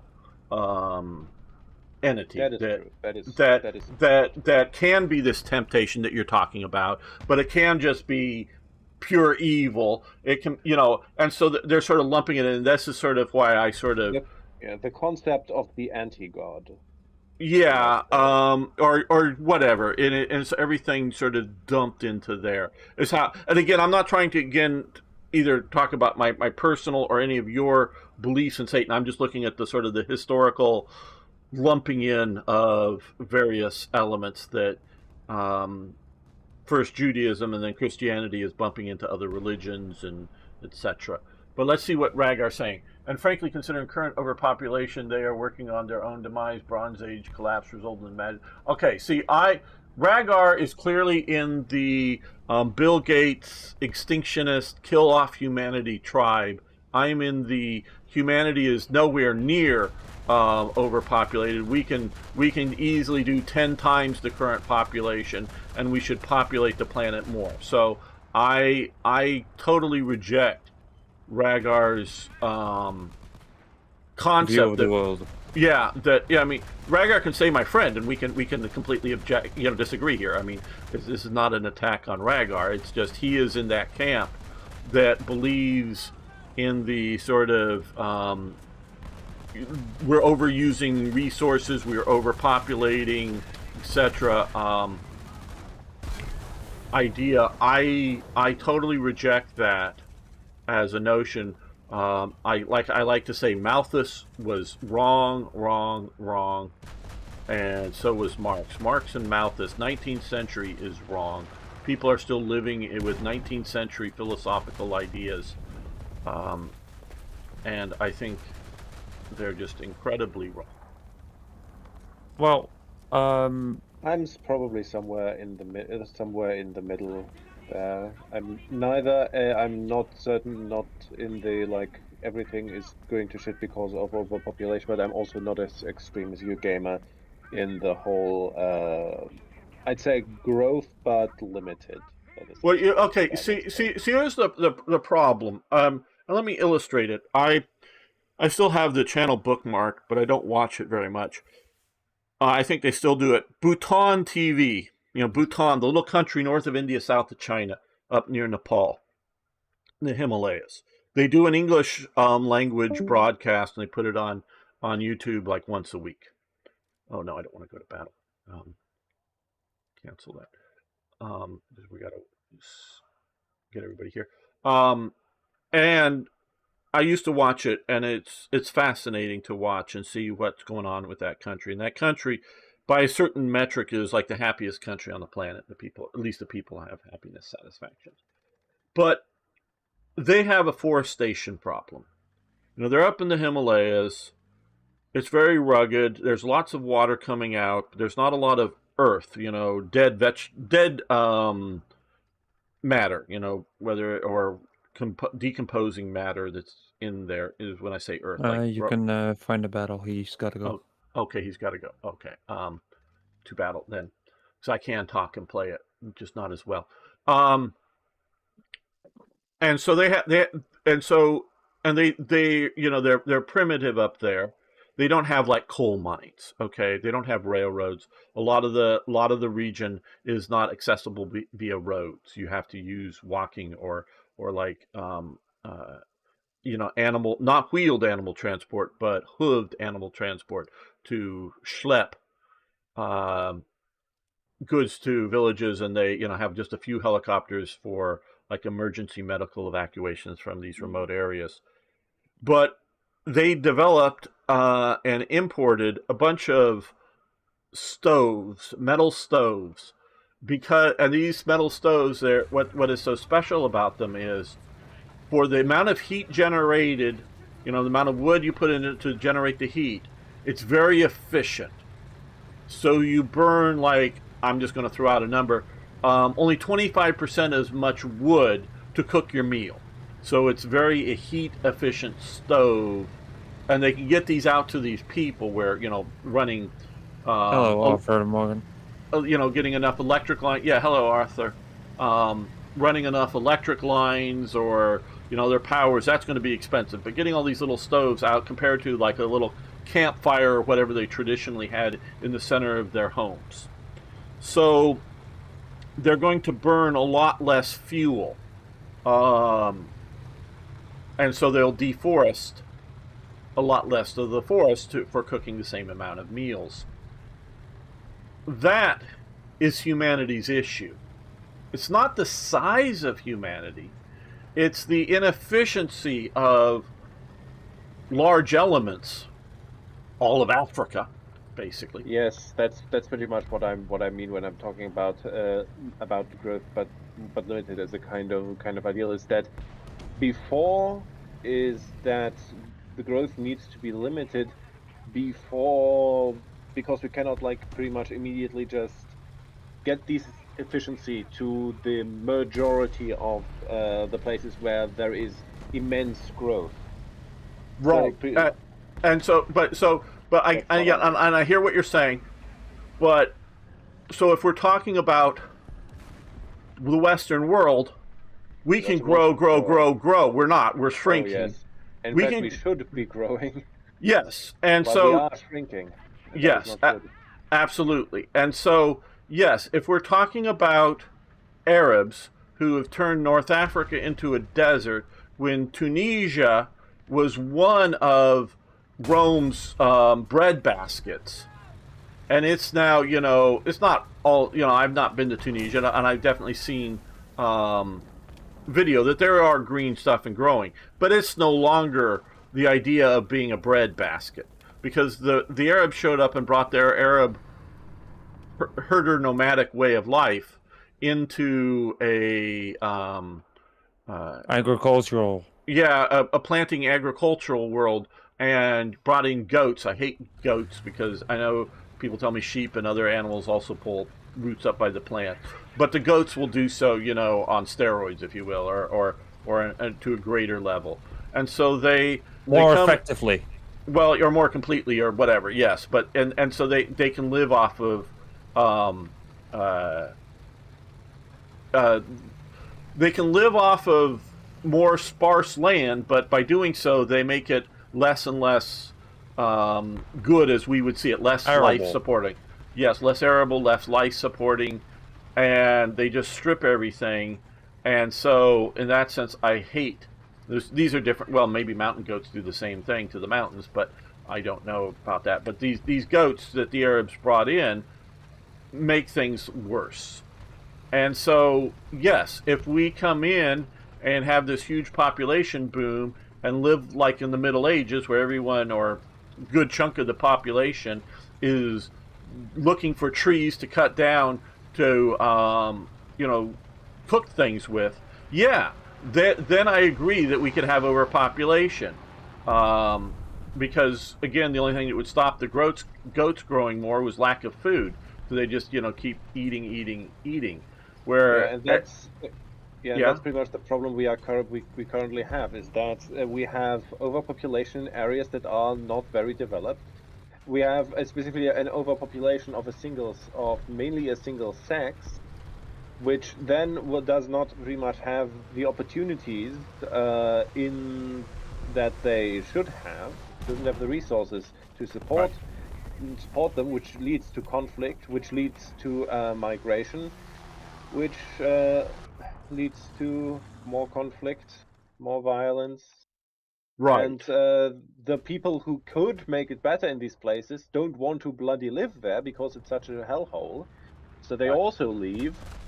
And again, I think, and I'm going to blame more World War II, but the idea that colonialism, as they call it, is a bad thing. I am, maybe it's because I'm a colonialist, because I'm my ancestors, are from, well, some of them are, the Anglo-Saxon ones are from Germany, but that's, Dark Ages when they left. I don't have, to my knowledge, any. In fact, from around where I am.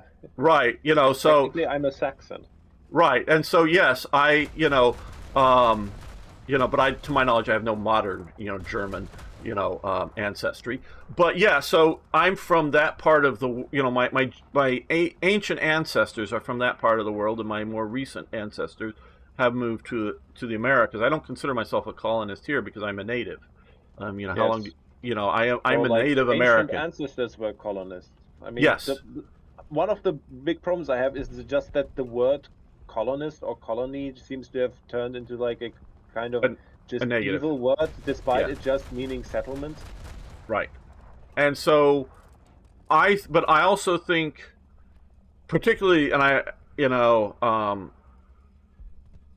think better than the American Empire. I think the British Empire is the best on the planet, because the American Empire is too readily abandoning things. They don't go in and really improve things They don't long term. establish like governments.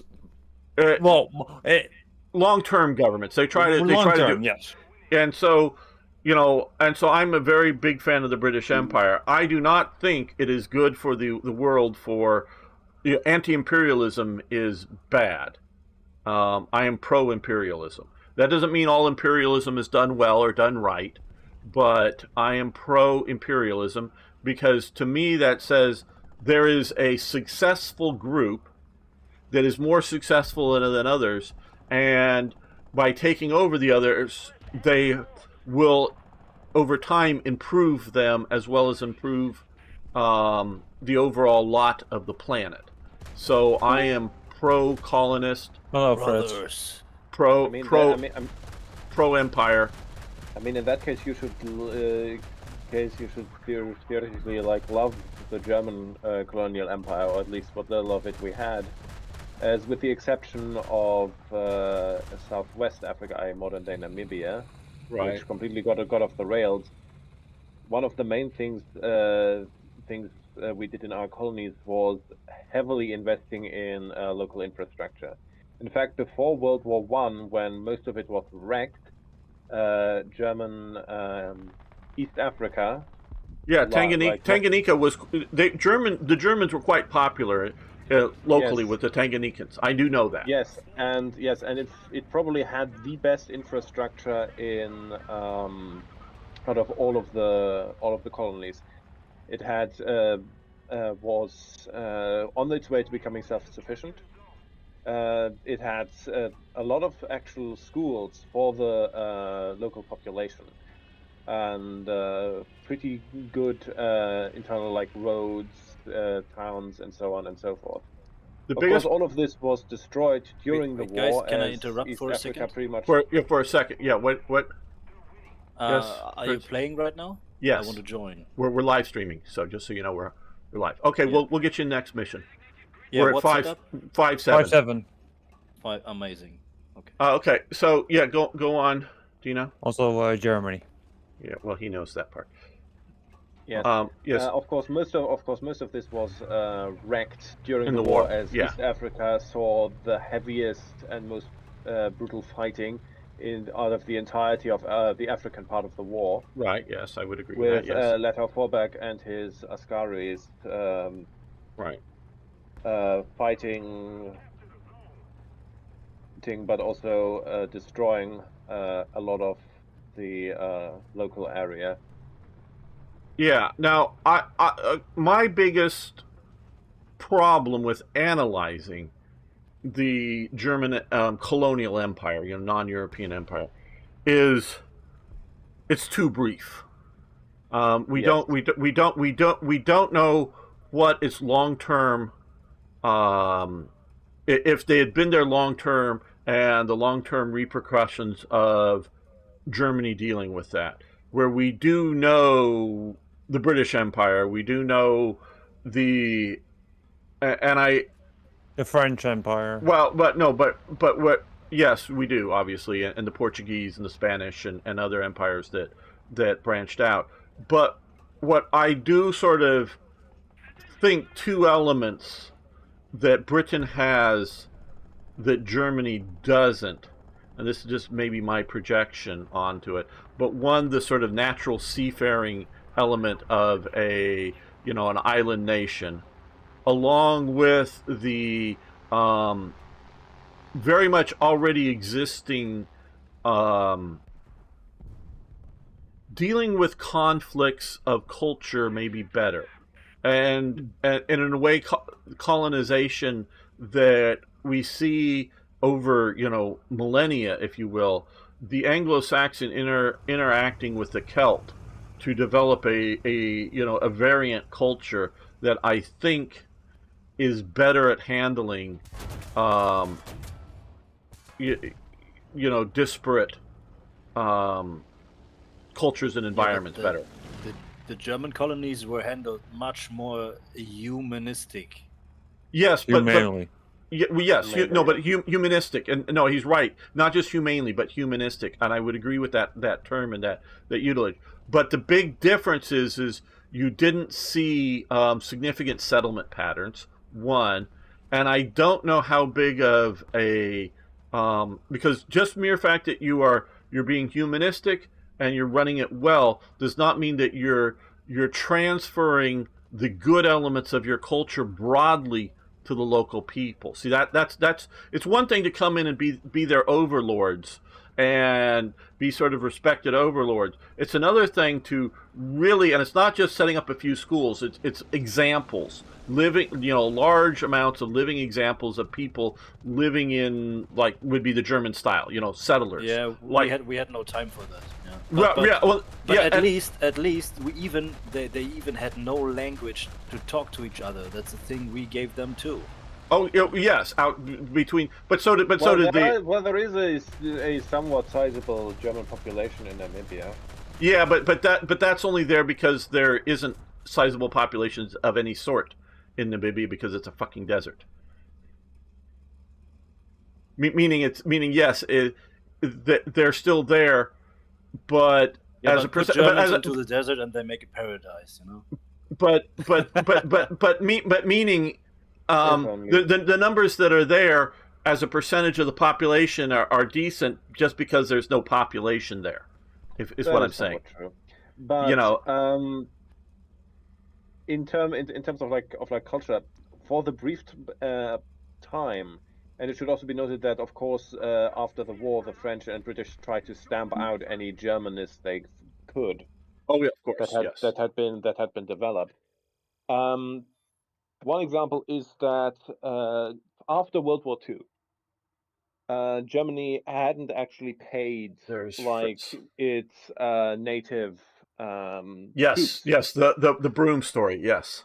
Yes. Go ahead and so tell they it. Yes. pretty much and they didn't have any evidence, so they came and were pretty much ordered to perform the German drill at arms, and they did it flawlessly. The ones, yeah, at least the legitimate ones, they were all handed out brooms, and the veterans, obviously they're looking at people of a certain age, knew the because they learned to, they didn't necessarily speak German, but they learned right face, left face, whatever, in German enough to know that, and they were able to perform that, and that's how they gave them their quite a lot of them did speak German, I believe, actually. Well, okay. I don't know how many as a percent speaking German, but just the language of drill and command was German. Yeah, that was obviously, but quite a few also did speak German. In fact, there are multiple German Creole languages that exist in Africa, but specifically in, I believe, the Pacific. Well, okay. Again, the Pacific is a very different animal from the rest of Africa in that it's much smaller populations, and so it's easier for a few school teachers to come out there and teach the entire population a language versus a highly populated African region. In fact, I believe this is also somewhere in the Pacific where even though they technically became part of probably like the British or something. No, basically all of the German colonies go to Japan. Yeah, but I think some of them might went. Australia gets New Guinea, the German settlements in New Guinea. Yeah, New Guinea and some archipelagos. I'm not sure which one it was, but they actually even into like the 70s used to on like a certain day always sing the German imperial anthem. Right. And so it just I'm not trying to knock the Germans at all, but it just, again, like I say, we have persistent long examples of the British Empire and how well it's worked out. Again, I am again. This Yeah. might is probably me, and I don't want to like start off a discussion, but I just have a much lower opinion of the British Empire. That's, I think, more of a you problem than a reality problem. But and so Well, I it worked out very well for the Brits. or yes. I'm not so sure currently looking. Well, yeah. Well, well, it's not now. Yes. well, but it's this guilt thing that they're feeling that is the problem, the guilt of success that the people have pounded onto them. And so I personally believe for humanity to reach its potential, you cannot be, reflexively just anti-empire, and just to leave, I guess it's sort of the British do-goodism that definitely comes about in the 19th century with their empire, and a lot of them are, of course, religious do-gooders and are spreading religion as much as they're spreading culture and technology and other elements Oh, what the? that they're spreading. And so I think that is required because we can look at some reasonably civilized places like Indonesia that are just massively populating themselves, and I mean they're nowhere as crappy as Africa, but they're still not up to, shall we say, our standards of cultural and other sorts of development. Not that they need to be English or German, but they need the flavoring, shall we say, in their cultures. Because I think it'd be terrible if we. I think if the world was one culture, that's stagnant. I think the interactions of groups of people are what you need. So a single that culture. That is why I utterly hate modern so-called multiculturalism, because it's not multiculturalism. It's monoculturalism with a bunch of different with bunch of vaguely put it similar all flavors. in a pot and let it cook. Yes. And so exactly, it's pretty much everyone looks different, but ultimately everyone is pretty much supposed to be the same pretty much outlook, the same like. And over time, they about believe, things because of the blank slate theory, that that it's all just environment. They could just be taught to be whatever, and that's how they're being viewed as long term. Yeah, no, it's the wrong way to go about it. I do not, even if we had a one world true government of some sort of federal system or something, you want a lot of cultural variances, and sure, Gamer, help me! I'm getting. I'm repairing. I can't move. Sorry, I have no ability to sort of do anything. I'm down to 3 crew members in a moment. Now I can move. Sorry, probably too late. Yeah, sorry. SC-100, directly to my right. Okay. Between the buildings. Right. Yeah. I'll see if I can get vengeance for you at least. Or I'll die trying, one of the two, if I can find him.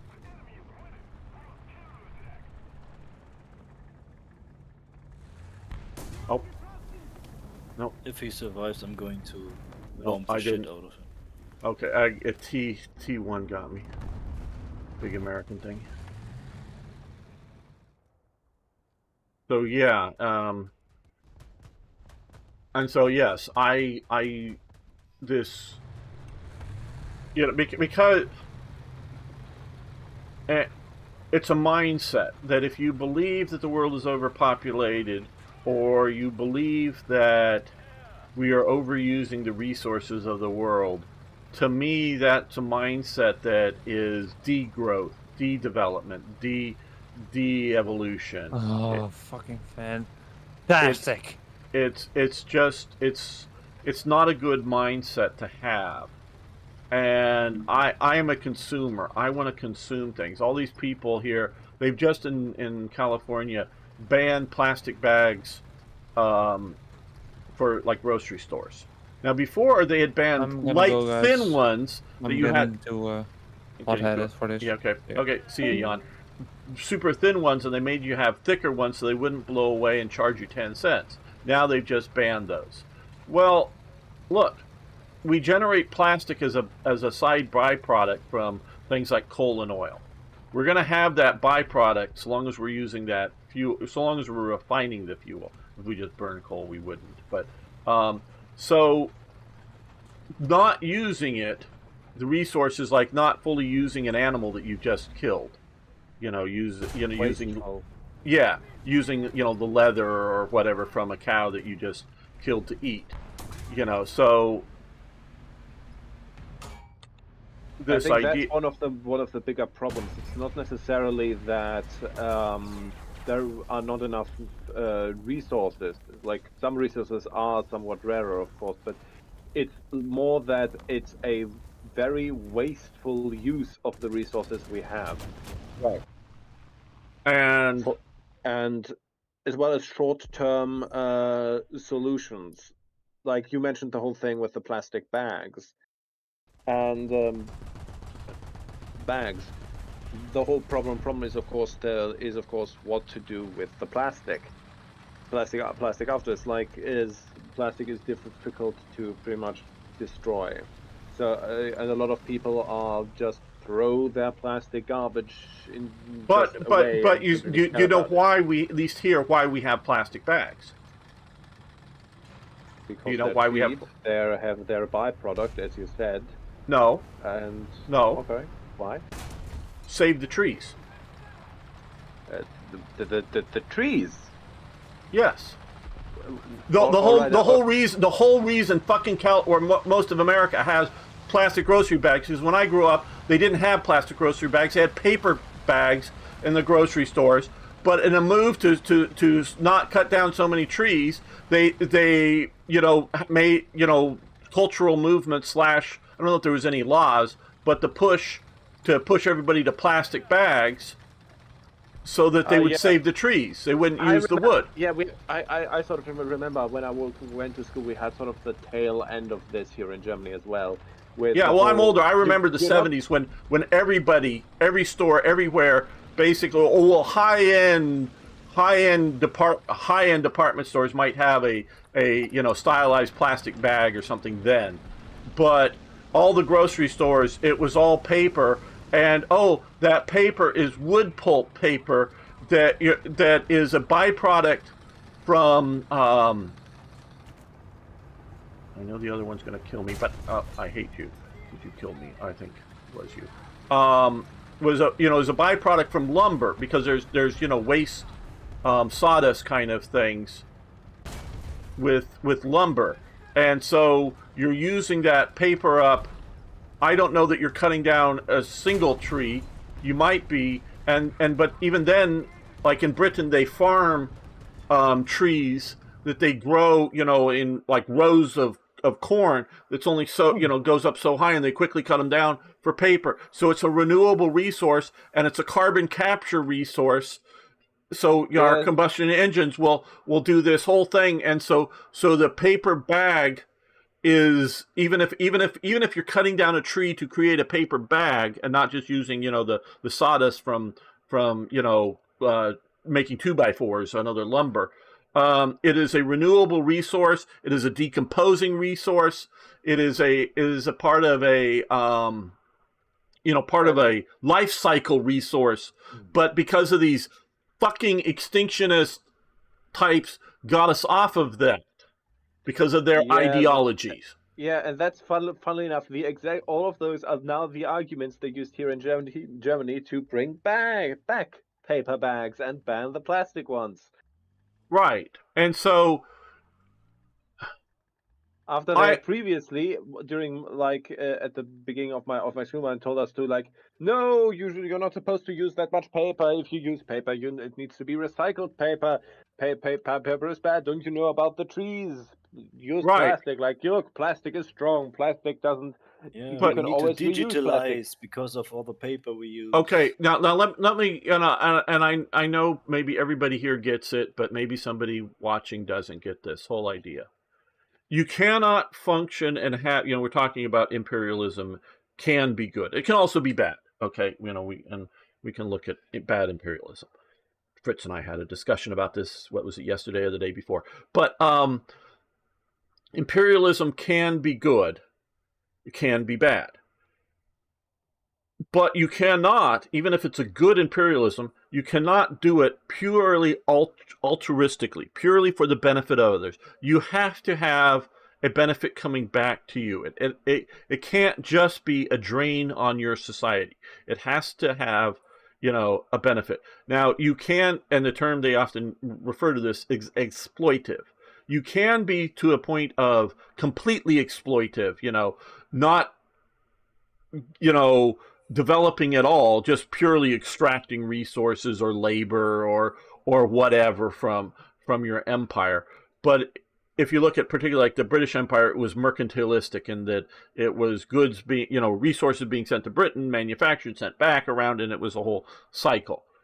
So you cannot just do this as a altruistic idea. But also,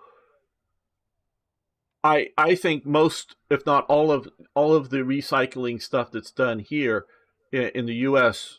is government subsidized. Even if there is a profit, companies are making a profit. The only reason they're doing so is because of government subsidies. It should be the market should decide whether it is better to recycle paper or grow new trees. Whichever is the better financial way to do it is how you should do it. So if you just want to use that paper bag once and put it in a landfill and have it quickly decompose into useful fertile soil, then great. If that's the cheapest way, or if it's the cheapest way to recycle that paper bag or packaging on your products that you buy, well, great. And let that be the market deciding on these kinds of scales. And so it's all part of, the circle of life, the life being used up through all this kinds of elements of the economy. And that is the way it should be handled, is, realistic, practical decisions being made.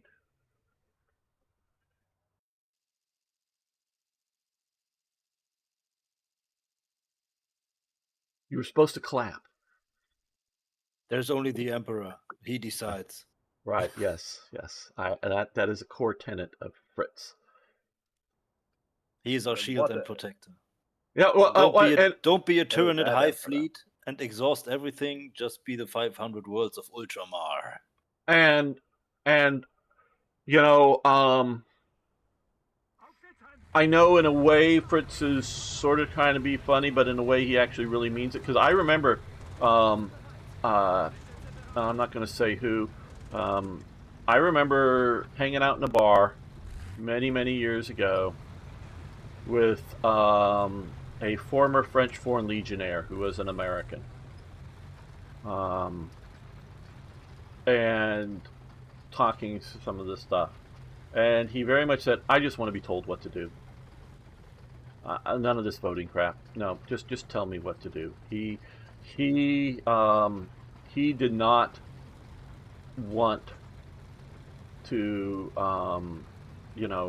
he wanted the emperor, and that was his, and he was an American, very much an American. I mean, different obviously than most because they cherish the idea of voting, etc. and whatnot. He just, at some point in his life, now he was by that time some years out of the French Foreign Legion, and they would call them today contract workers, but back in the day they were called mercenaries, and he definitely had been working as such at times. And I know this is not bullshit because it is documented, and he's actually written articles and I photos. can totally relate. Yes, that's one thing that I really missed when I left the army, especially Afghanistan. right. But the daily stuff, it's so much easier than the civil. I mean, Right. it sounds weird, but No, you don't no. have to care for everything. You just care for your job. You just care for the orders you get. But and you it do also that, and it's a very good life. You can really enjoy okay, this. and here, and I'm going to put some words in your mouth, and you can disagree with them if you wish, Fritz, while you're here. but and obviously there's the danger of combat, etc. But it's a very safe environment in that you don't have to worry about a job. You know, you're gonna be able to earn money to feed yourself, house yourself. That's taken care of for you. That is not a stress that you have to worry about. Is that a correct statement? 100%. Right. And there are definitely people who, not through indoctrination, not through some manipulation, have this viewpoint. And and some people don't like to admit this because society doesn't accept this as a good value to have. But there are a lot of people, and this is why I still socialism as not the idea of a community taking care of itself collectively together, but socialism is a bad idea. But it appeals to people is that sort of food, housing, clothes, security element is taken care of, and that's why socialism appeals to people, because that is a stress off their life. They still may have, and the idea a lot of people would be a government job is not quite maybe the everyday, what to do, but if you had like a postman or some not terribly stressful government job that you can just go to every day, know that you're going to earn enough to feed your family, house your family, and all that stuff, would just take a lot of stress off of a lot of people. Yes, of course. And so, I grew up in Eastern Germany. Right. Yeah.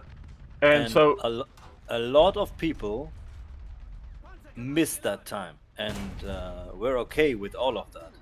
Right. It's just the consumerism. Well, no, and I'm stepping on what you're saying is because I'm going to speak for the other people, is the ideal of individual initiative and being able to live to our full scope of our abilities, an entrepreneur, a person who wants to start their own business kind of mentality, which I have started to and failed in both businesses. Ultimately, I made good money at periods during my entrepreneurship, but ultimately the businesses failed. I don't want to live in a world that is like Fritz is describing, but that doesn't mean that there shouldn't be the ability for people like Fritz to live in the world as well. Don't get me wrong, gamer. It's not me that wants this. I just say that a lot of people were okay with that and missed that time. Yes, there are, but see, if you go too much authority, it stifles the human spirit, if you understand, for many people. And so the idea of a balance, the idea of being able to have a comfortable, secure you have to create competition. Yeah, but should be able to be found for people who value that, is what I'm trying to say. Is those of us who want to, risk everything on the throw of the dice. And that is one of the, why I don't have children. Well, I didn't want to, to me, marriage is for children, not just to get married. And I've never been financially secure enough in my mind to want to have children, and I've wanted to be basically like an entrepreneur and try things. But if I had a family that, oh my God, I've got to worry about, feeding and taking care of the kids, that would stifle the kinds of stuff that I would want to do. So, if I was successful enough and thought okay, good, I have a nest egg or enough put away that I can secure that and leave that good, and then try to be an entrepreneur with the rest, that would have been something I would have considered at that point, having children. But not having the children freed me up to go, well, hey, and my parents were always enough of a cushion that I could go, get a bed to sleep in or something. I wasn't going to ever end up on the actual streets. If I might be homeless, like I say, and not having a proper home for myself, but I would have a place to go and start over again in life. And so that is what I find wrong with a lot of these socialist and communist things. Yeah. But yes, I understand why people the stress, and this is one thing, and I know Fritz has some working experience in dealing with soldiers leaving the military environment. I don't think the U.S. does that well. I think part of it is what we currently call PTSD. The stress of war and combat tolling on people. But I also think it's the disconnection from the soldierly society that they had, and the security of knowing that they're going to have food, they're going to have a place to live, whatever, is also lost on them. Is why we have lots of high suicide rates here in America for former soldiers, because we don't have, at least to my knowledge, we don't have nearly that high suicide rates for current soldiers who have stayed in. It's once they leave that the suicide rates go up, or at least go up so high.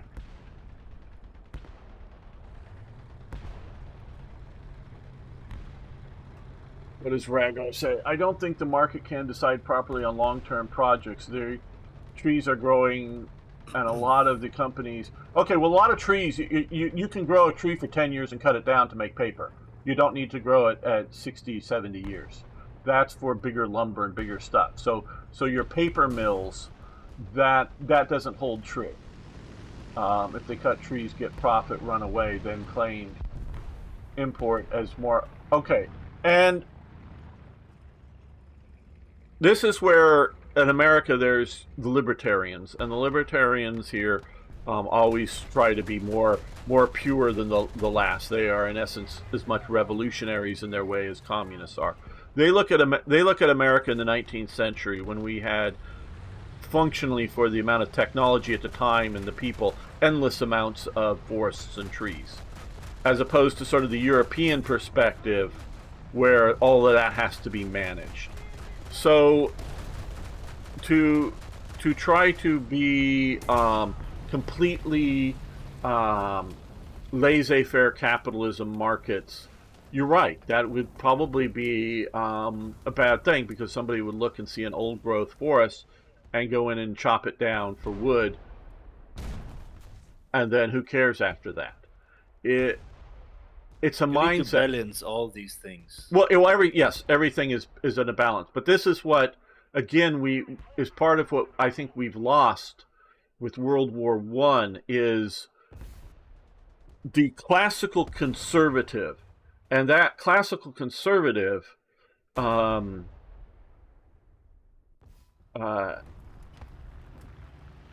looks long-term in his viewpoint.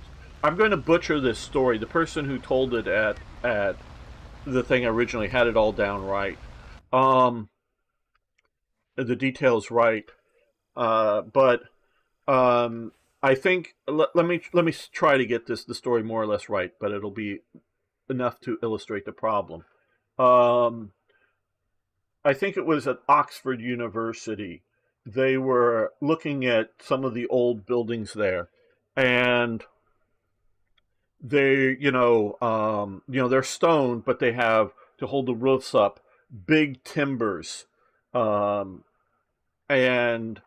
the engineers were looking at us. My God, where are we going to get the timbers to do this, to replace? Because these let's say 200-year-old, 300-year-old, because not some of the buildings are really ancient. Some of the buildings are just 200 or 300 years old. There, where are we going to get timbers for these? They just don't you can't find them. We're going to have to use other materials. And one of the guys, over in the such and such forest, they planted them 200 years ago. So the people that were setting up that, when they were building the building, they also planted the forest for the replacement timbers, because they knew it was going to take hundreds of years for this old growth oak to be able to get there and then go, cut down that section of forest and get enough bent tree, because you need the sort of arching wood that's big, thick, and huge to do this. And so when they built this, they also set aside the land and planted the trees to supply this. You need to have that mindset, a societal mindset, a society that won't let the idea of 19th century robber barons come in and rape the situation just because that would be unacceptable to society, and people just wouldn't sell, or would, oh, you mean if you're a railroad, we're just not going to use your railroad, dude, if you have this mindset. To have a societal mindset, and that is part of what is lost with World War I. And we see, whether you go to the left revolutionaries or to the, right-wing laissez-faire capitalists, a lot of that's coming out of America, yes, but again, America, when you're expanding across what is, in essence, a very empty landscape, it all just looks consumable to you, and it is at the short term, and so it's a mindset that people need to have, that has been lost.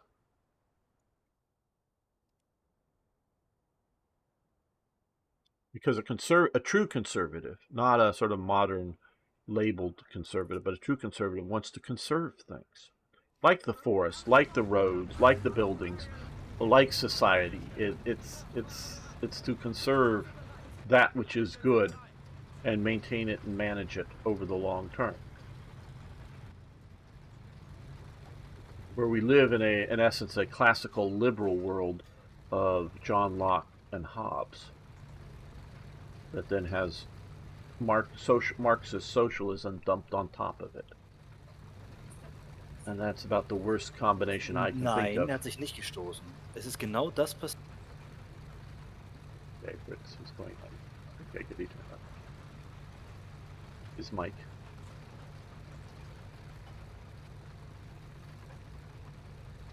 I just got no.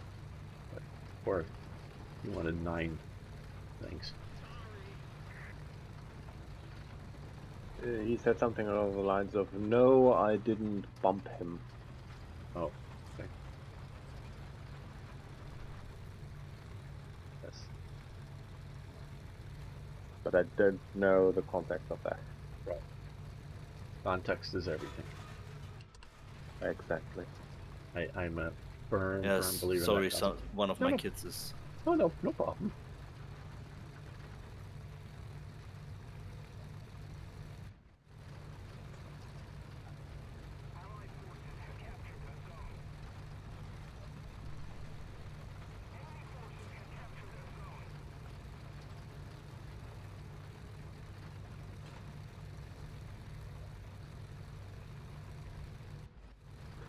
But yeah, I personally have somewhat lost faith in like modern parliamentary party democracy for the most part.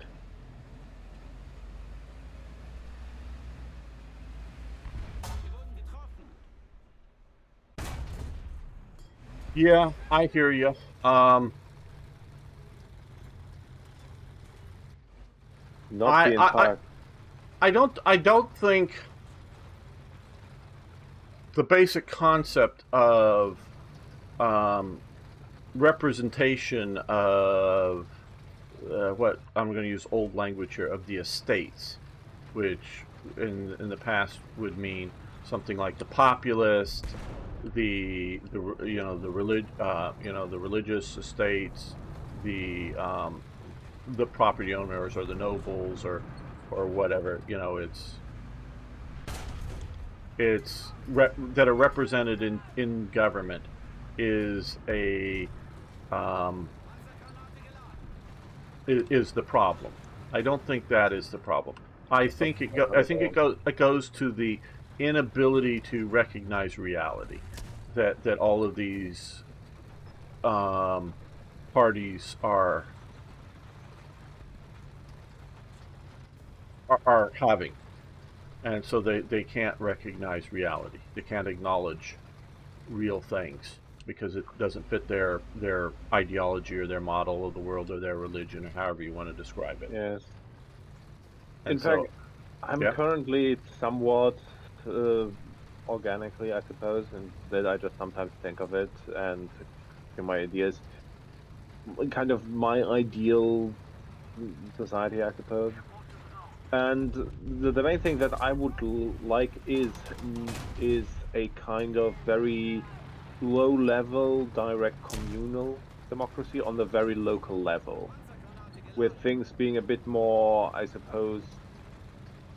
I don't want to say dictatorial, but the further up they go, where at the state level you have would probably only have a fairly weak parliament with something like you said, with like representation of like the estates that acts ultimately more as an advisor to the actual Okay, see, this is, and I've talked to some people about some of this stuff, and a lot of the, and Americans here, they're well, should we just break the U.S. up as it's too big? And I say no to that because again, I've just been talking about how empires are good, or can be good, not necessarily just because it's an empire, it's good. No, but because I believe history is not over. I believe too small of communities will just get overrun by other communities, whether in a slow, organic sort of way of just absorbing other groups, or whether by blatant conquests or whatever. So one Yes. I've described as multi-generational. The other is a horde coming over the boundary line. the Huns are coming. Yes. And of course, gradients in between. Um, Originally in the U.S., and it varied from state to state, but the idea was that you would vote for your House of Representative, but the Senate, your senators, were voted on by your legislature. So the idea was that all of the state senators, they would know each other. They would generally, of course, vote for one of their own, but they would know the character of these people because they worked with them. And then now, of course, if you have a corrupt system, they would just elect a corrupt guy part of the system. So you sort of got what you deserved, if you will, and it varied. And eventually, we passed a constitutional amendment that said if you vote for the president, you vote for the senator as well. So senators become popularly elected. So my sort of thought is a even more gradient federal system than the U.S. has, in such that, like, yes, you vote for like city councilmen and whatnot, but then and the mayor, but then the mayors get together, or a group of them, and they elect a higher representative kind of thing, and then those group of people elect other higher up a level, and so this way the people know, not just heard a name, but know who they're voting for as an individual, not just as a party ideology or other thing, up and down the scale. And this way, and I'm not, this hasn't worked out all the details of the plan, but the idea this way, people would know who they're voting for at the various levels of this system. And that type of thing, I think, would work reasonably well to sort of get your idea that, yes, my local community, we know who we are, we know what we want as a aggregate, and we vote that way. And then these people get together, the upper levels of this community get together with people of other communities and know each other and hang out with each other enough, and however you want to say these terms. So when they vote for somebody, they know if it's going to be, have a better idea of the nature of the person the individual that they're voting for. and I think that needs to be long term a reform in the world and society that we're dealing with. That's not exactly what, of course, what. Yeah, I didn't think it would what I'm be. thinking, but it is fairly close. Like it's gets sort of in the area. It's in the area of what Yeah, I'm thinking of. and so because because part of what again goes back to, and I'm still working on this, my idea of cogs and formulas.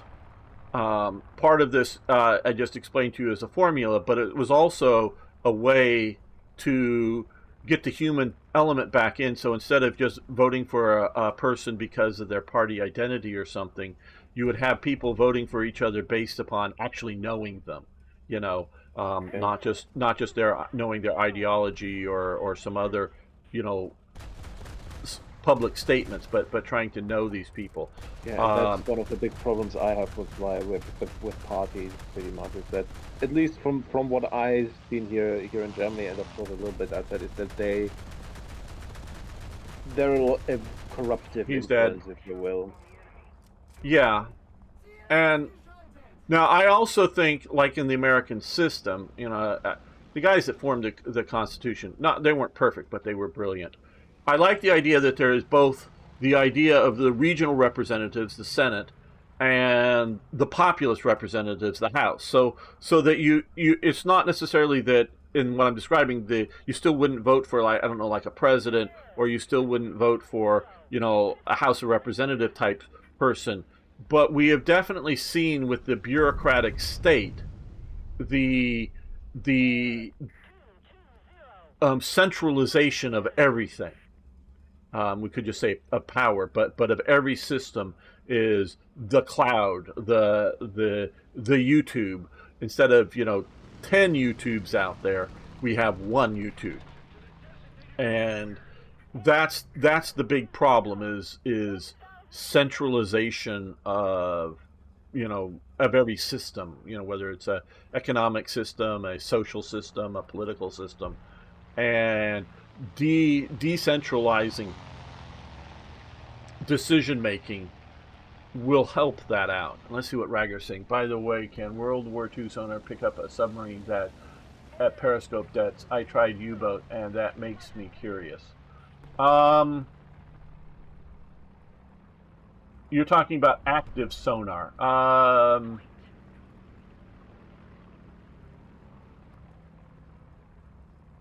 I'm not. Well, okay. Sonar is obviously, or British called it ASDIC, is sending out a sound pulse and then you getting a return ping on it, as opposed to passive just sound listening. Listening for engine noises or other sort of noises. I don't know. I don't know if there's one answer to that. Because part of the elements with water is and sound is water at different temperatures can reflect things back. So if you go just a little bit up or down, quite possibly you could become invisible to sonar because you're now in a different layer of water temperature. Yes, watch the hunt for Red October. It's amazing. Right. Yeah, that they talk about. Now he's talking about World War II sonar, which is more primitive than by the time you get Red October sonar. Yeah. Because some of that sonar was pretty primitive. I think. I don't. Our latest boats were rubber coated. Well, yeah, at the very end. Mitigate sonar. Yeah, very very end, and that would absorb some of the sonar at some of the ranges, but it would also absorb internal noises from going out as well. So it was definitely some of Germany had some of the most advanced technology for submarines. Some of the big Japanese carrier submarines used German-made periscopes that were sent over during the war, and I think some German-made and some locally, you know, develop or locally figured. You know, looking at the German systems, they equipped them with their snorkels as well from Germany. Um, Germany was doing very good things. They also had uh, because they late in the war they and the snorkel systems, they were trying to stay underwater the whole mission. They would get air attacked and not know that the air attack was coming, so they developed a little antenna attachment to put on top of the snorkel to get radar waves that, and so that they knew when they were being radared. Unfortunately, the bandwidth that they were looking for was the wrong bandwidth by the time they implement them. The U.S. or the Allies had changed their bandwidth, so it was in effect, it would be effective against the right bandwidth, but not the bandwidth that they were being attacked down. So Japanese submarines also use German techs when they were making Type 4 hydrophones. Yes, some of it is German tech that they're getting, and then just making their own version of it based on the German tech. Just following the basic instructions, but not like parts compatible. They couldn't swap out the parts. It's just the Japanese built version of the thing. But yeah, Germans were very good at doing it.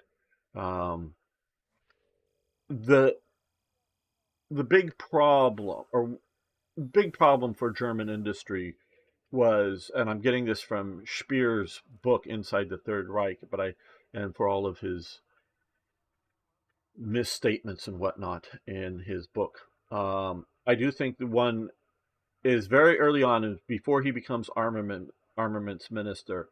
He describes being shown in this first time for him, a jet engine, being not on an airplane, but just on a test bed in some laboratory, factory, whatever.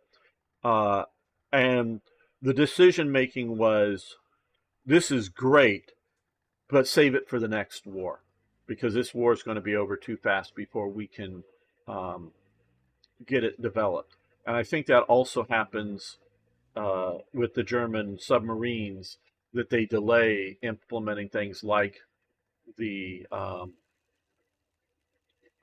snorkel and whatnot, because they want to pump out as many submarines as fast as they can, and they don't do development enough. And since the Allies are developing, by the time they're losing the technological race as well as the production numbers race.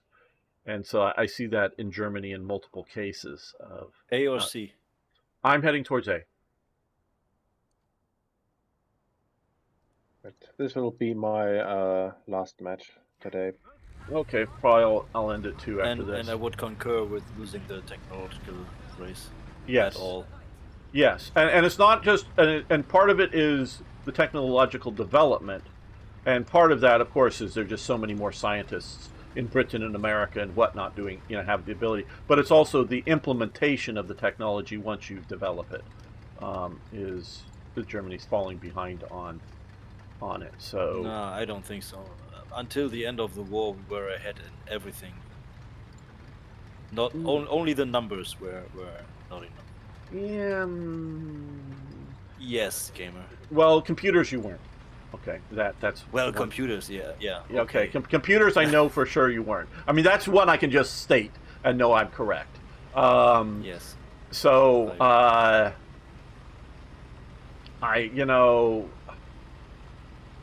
yeah, well, on nuclear weapons we were ahead. Yeah, but only after you got our scientists there. Sorry, but I've got to dunk a bit on us here, because not the fault of necessarily of our nuclear scientists, more so the fault of the stupid Hootin' Nazis, who thought nuclear science was Jewish and so bad. Well, I heard a lot of stories about that, but I never heard that. You even had like things like a Hitler believing in a theory or at least endorsing a theory that said that the entire universe was made out of ice.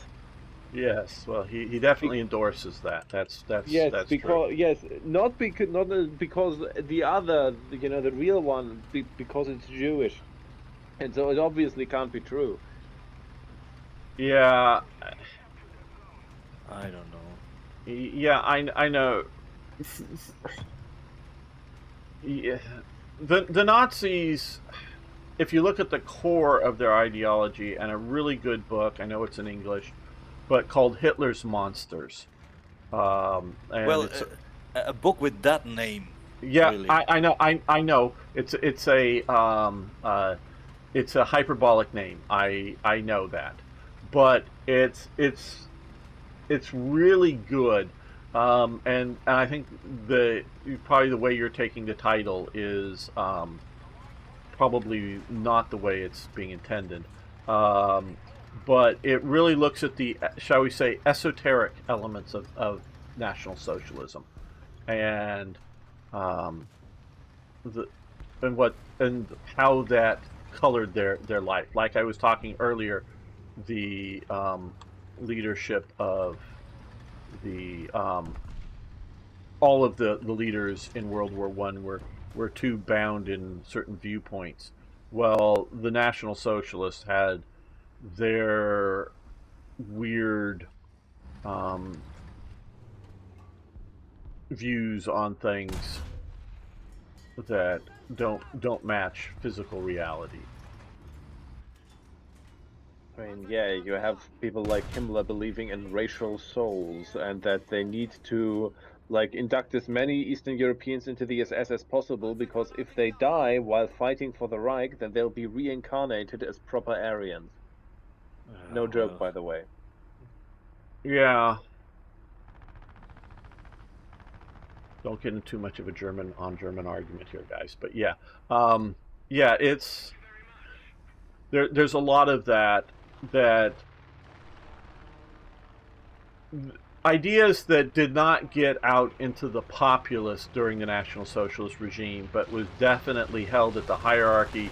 And if you were part of the SS that hung out at Wewelsburg Castle, etc., you were definitely being indoctrinated into these various ideologies that have, in my mind, a lot of magical thinking behind them. Yeah, Ariosophy. Yes, and whatnot. That's at the core of the ideology. who shot me? Uh, Oh my god. maybe this guy here. He critical hit. Man, he's on fire. He got around it to me first. I looked at the stats. German had massive problems on how to get stuff from the design board to full. Yes, Ragar. Yes, that's what Fritz is definitely agreeing with. Is getting it into production is one of Germany's big problems. Fritz is disagreeing with me on who is doing the better scientific research. I think part of some of it comes down to no one will argue that we had the better tanks, the better airplanes. And so right now you see the Americans, and I don't know about the better airplanes, but we could discuss that. Well, we had the 262, right? Yeah, Meteor. true, but we also had jets, and the British had jets. Yeah, but probably the 262 is probably the best jet. I would agree, but and it was much later. Like, imagine with the industrial capacity of the US, we had the 262 and could mass produce it. No, I would say the Americans make a choice, like I was talking about. The Germans making a choice. We'll wait for the next war. The Americans make the choice of not. I'm going to die. Help me, brothers. Of focusing on production in numbers over improvements. So even though they get a better tank design at period times, or with like a better gun, they reject it because what they have is good enough today, and they want more tanks today. They're course. developing airplanes out in America, jet airplanes out of the American Southwest, and I don't think that they're quite as good as the 262, but they intentionally don't put it into production, and they intentionally don't want to send it over to Germany. Oh, here's another thing that the Americans technology and whatnot is proximity fuses.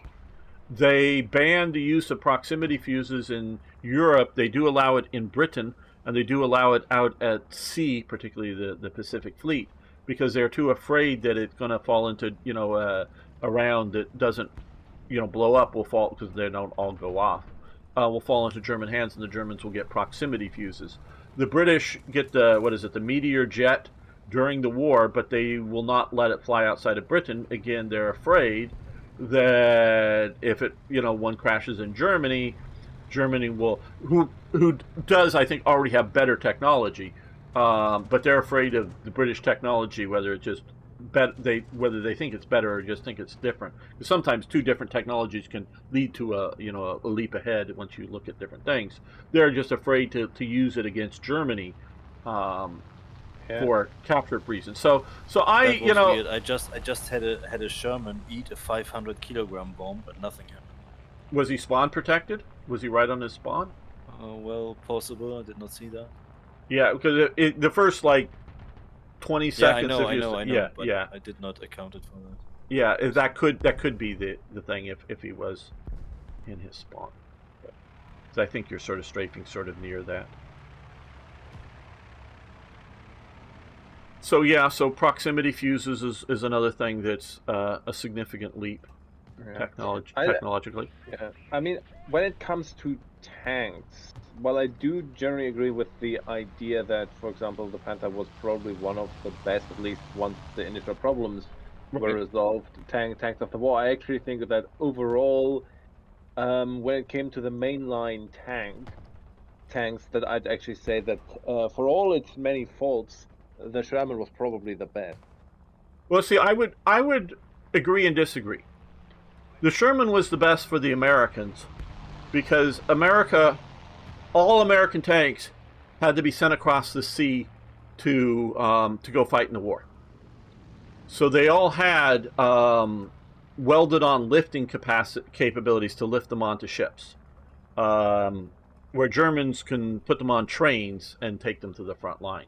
So you don't have the same issues. You also don't have, with the American tank, is better for America because it is better mechanically, as well as better or easier to maintain mechanically. To get you can unbolt the front of it and get at the engine without having to do what you have to do. Much easier to mass produce. Well, but easier to produce, but also easier in the field to work on. And since they had to ship all the parts around the globe for this tank, and it was an airplane engine, right there. Yes, you're right. It was radial engines. Yes, they were based off of airplane engines.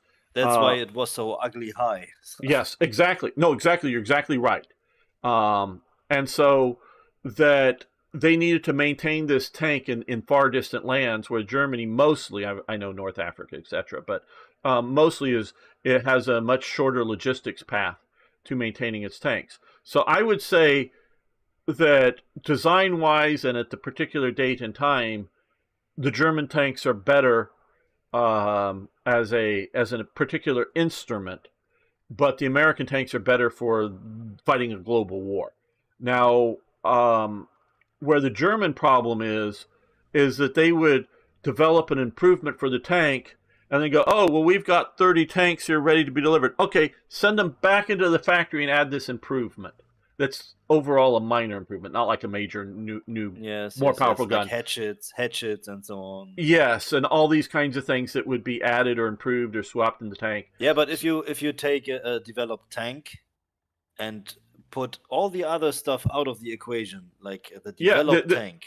Yeah, not the production, not the numbers, not the shippability. Yes, you're right. And at the date and time, the Panther, again, once like Dino's saying, get the teething problems out of it.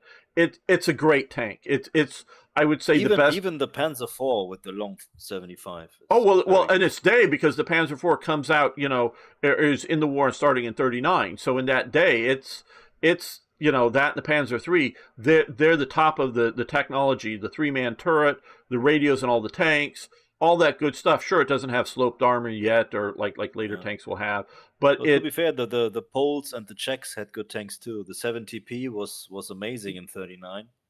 Yeah, the 7TP was pretty good, but it doesn't have a 3-man turret. And the Czechs, It's a again, 2-man turret, right? yeah, the Czechs have a 2-man turret.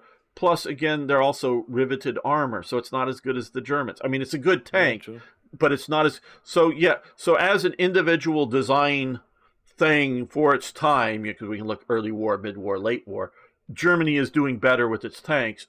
But I would say that's not because America didn't have the technology. They just didn't want to implement it because they were looking at mass numbers and win that way. So I would say it's not necessarily that the Americans didn't have the technology, they just didn't care to use it.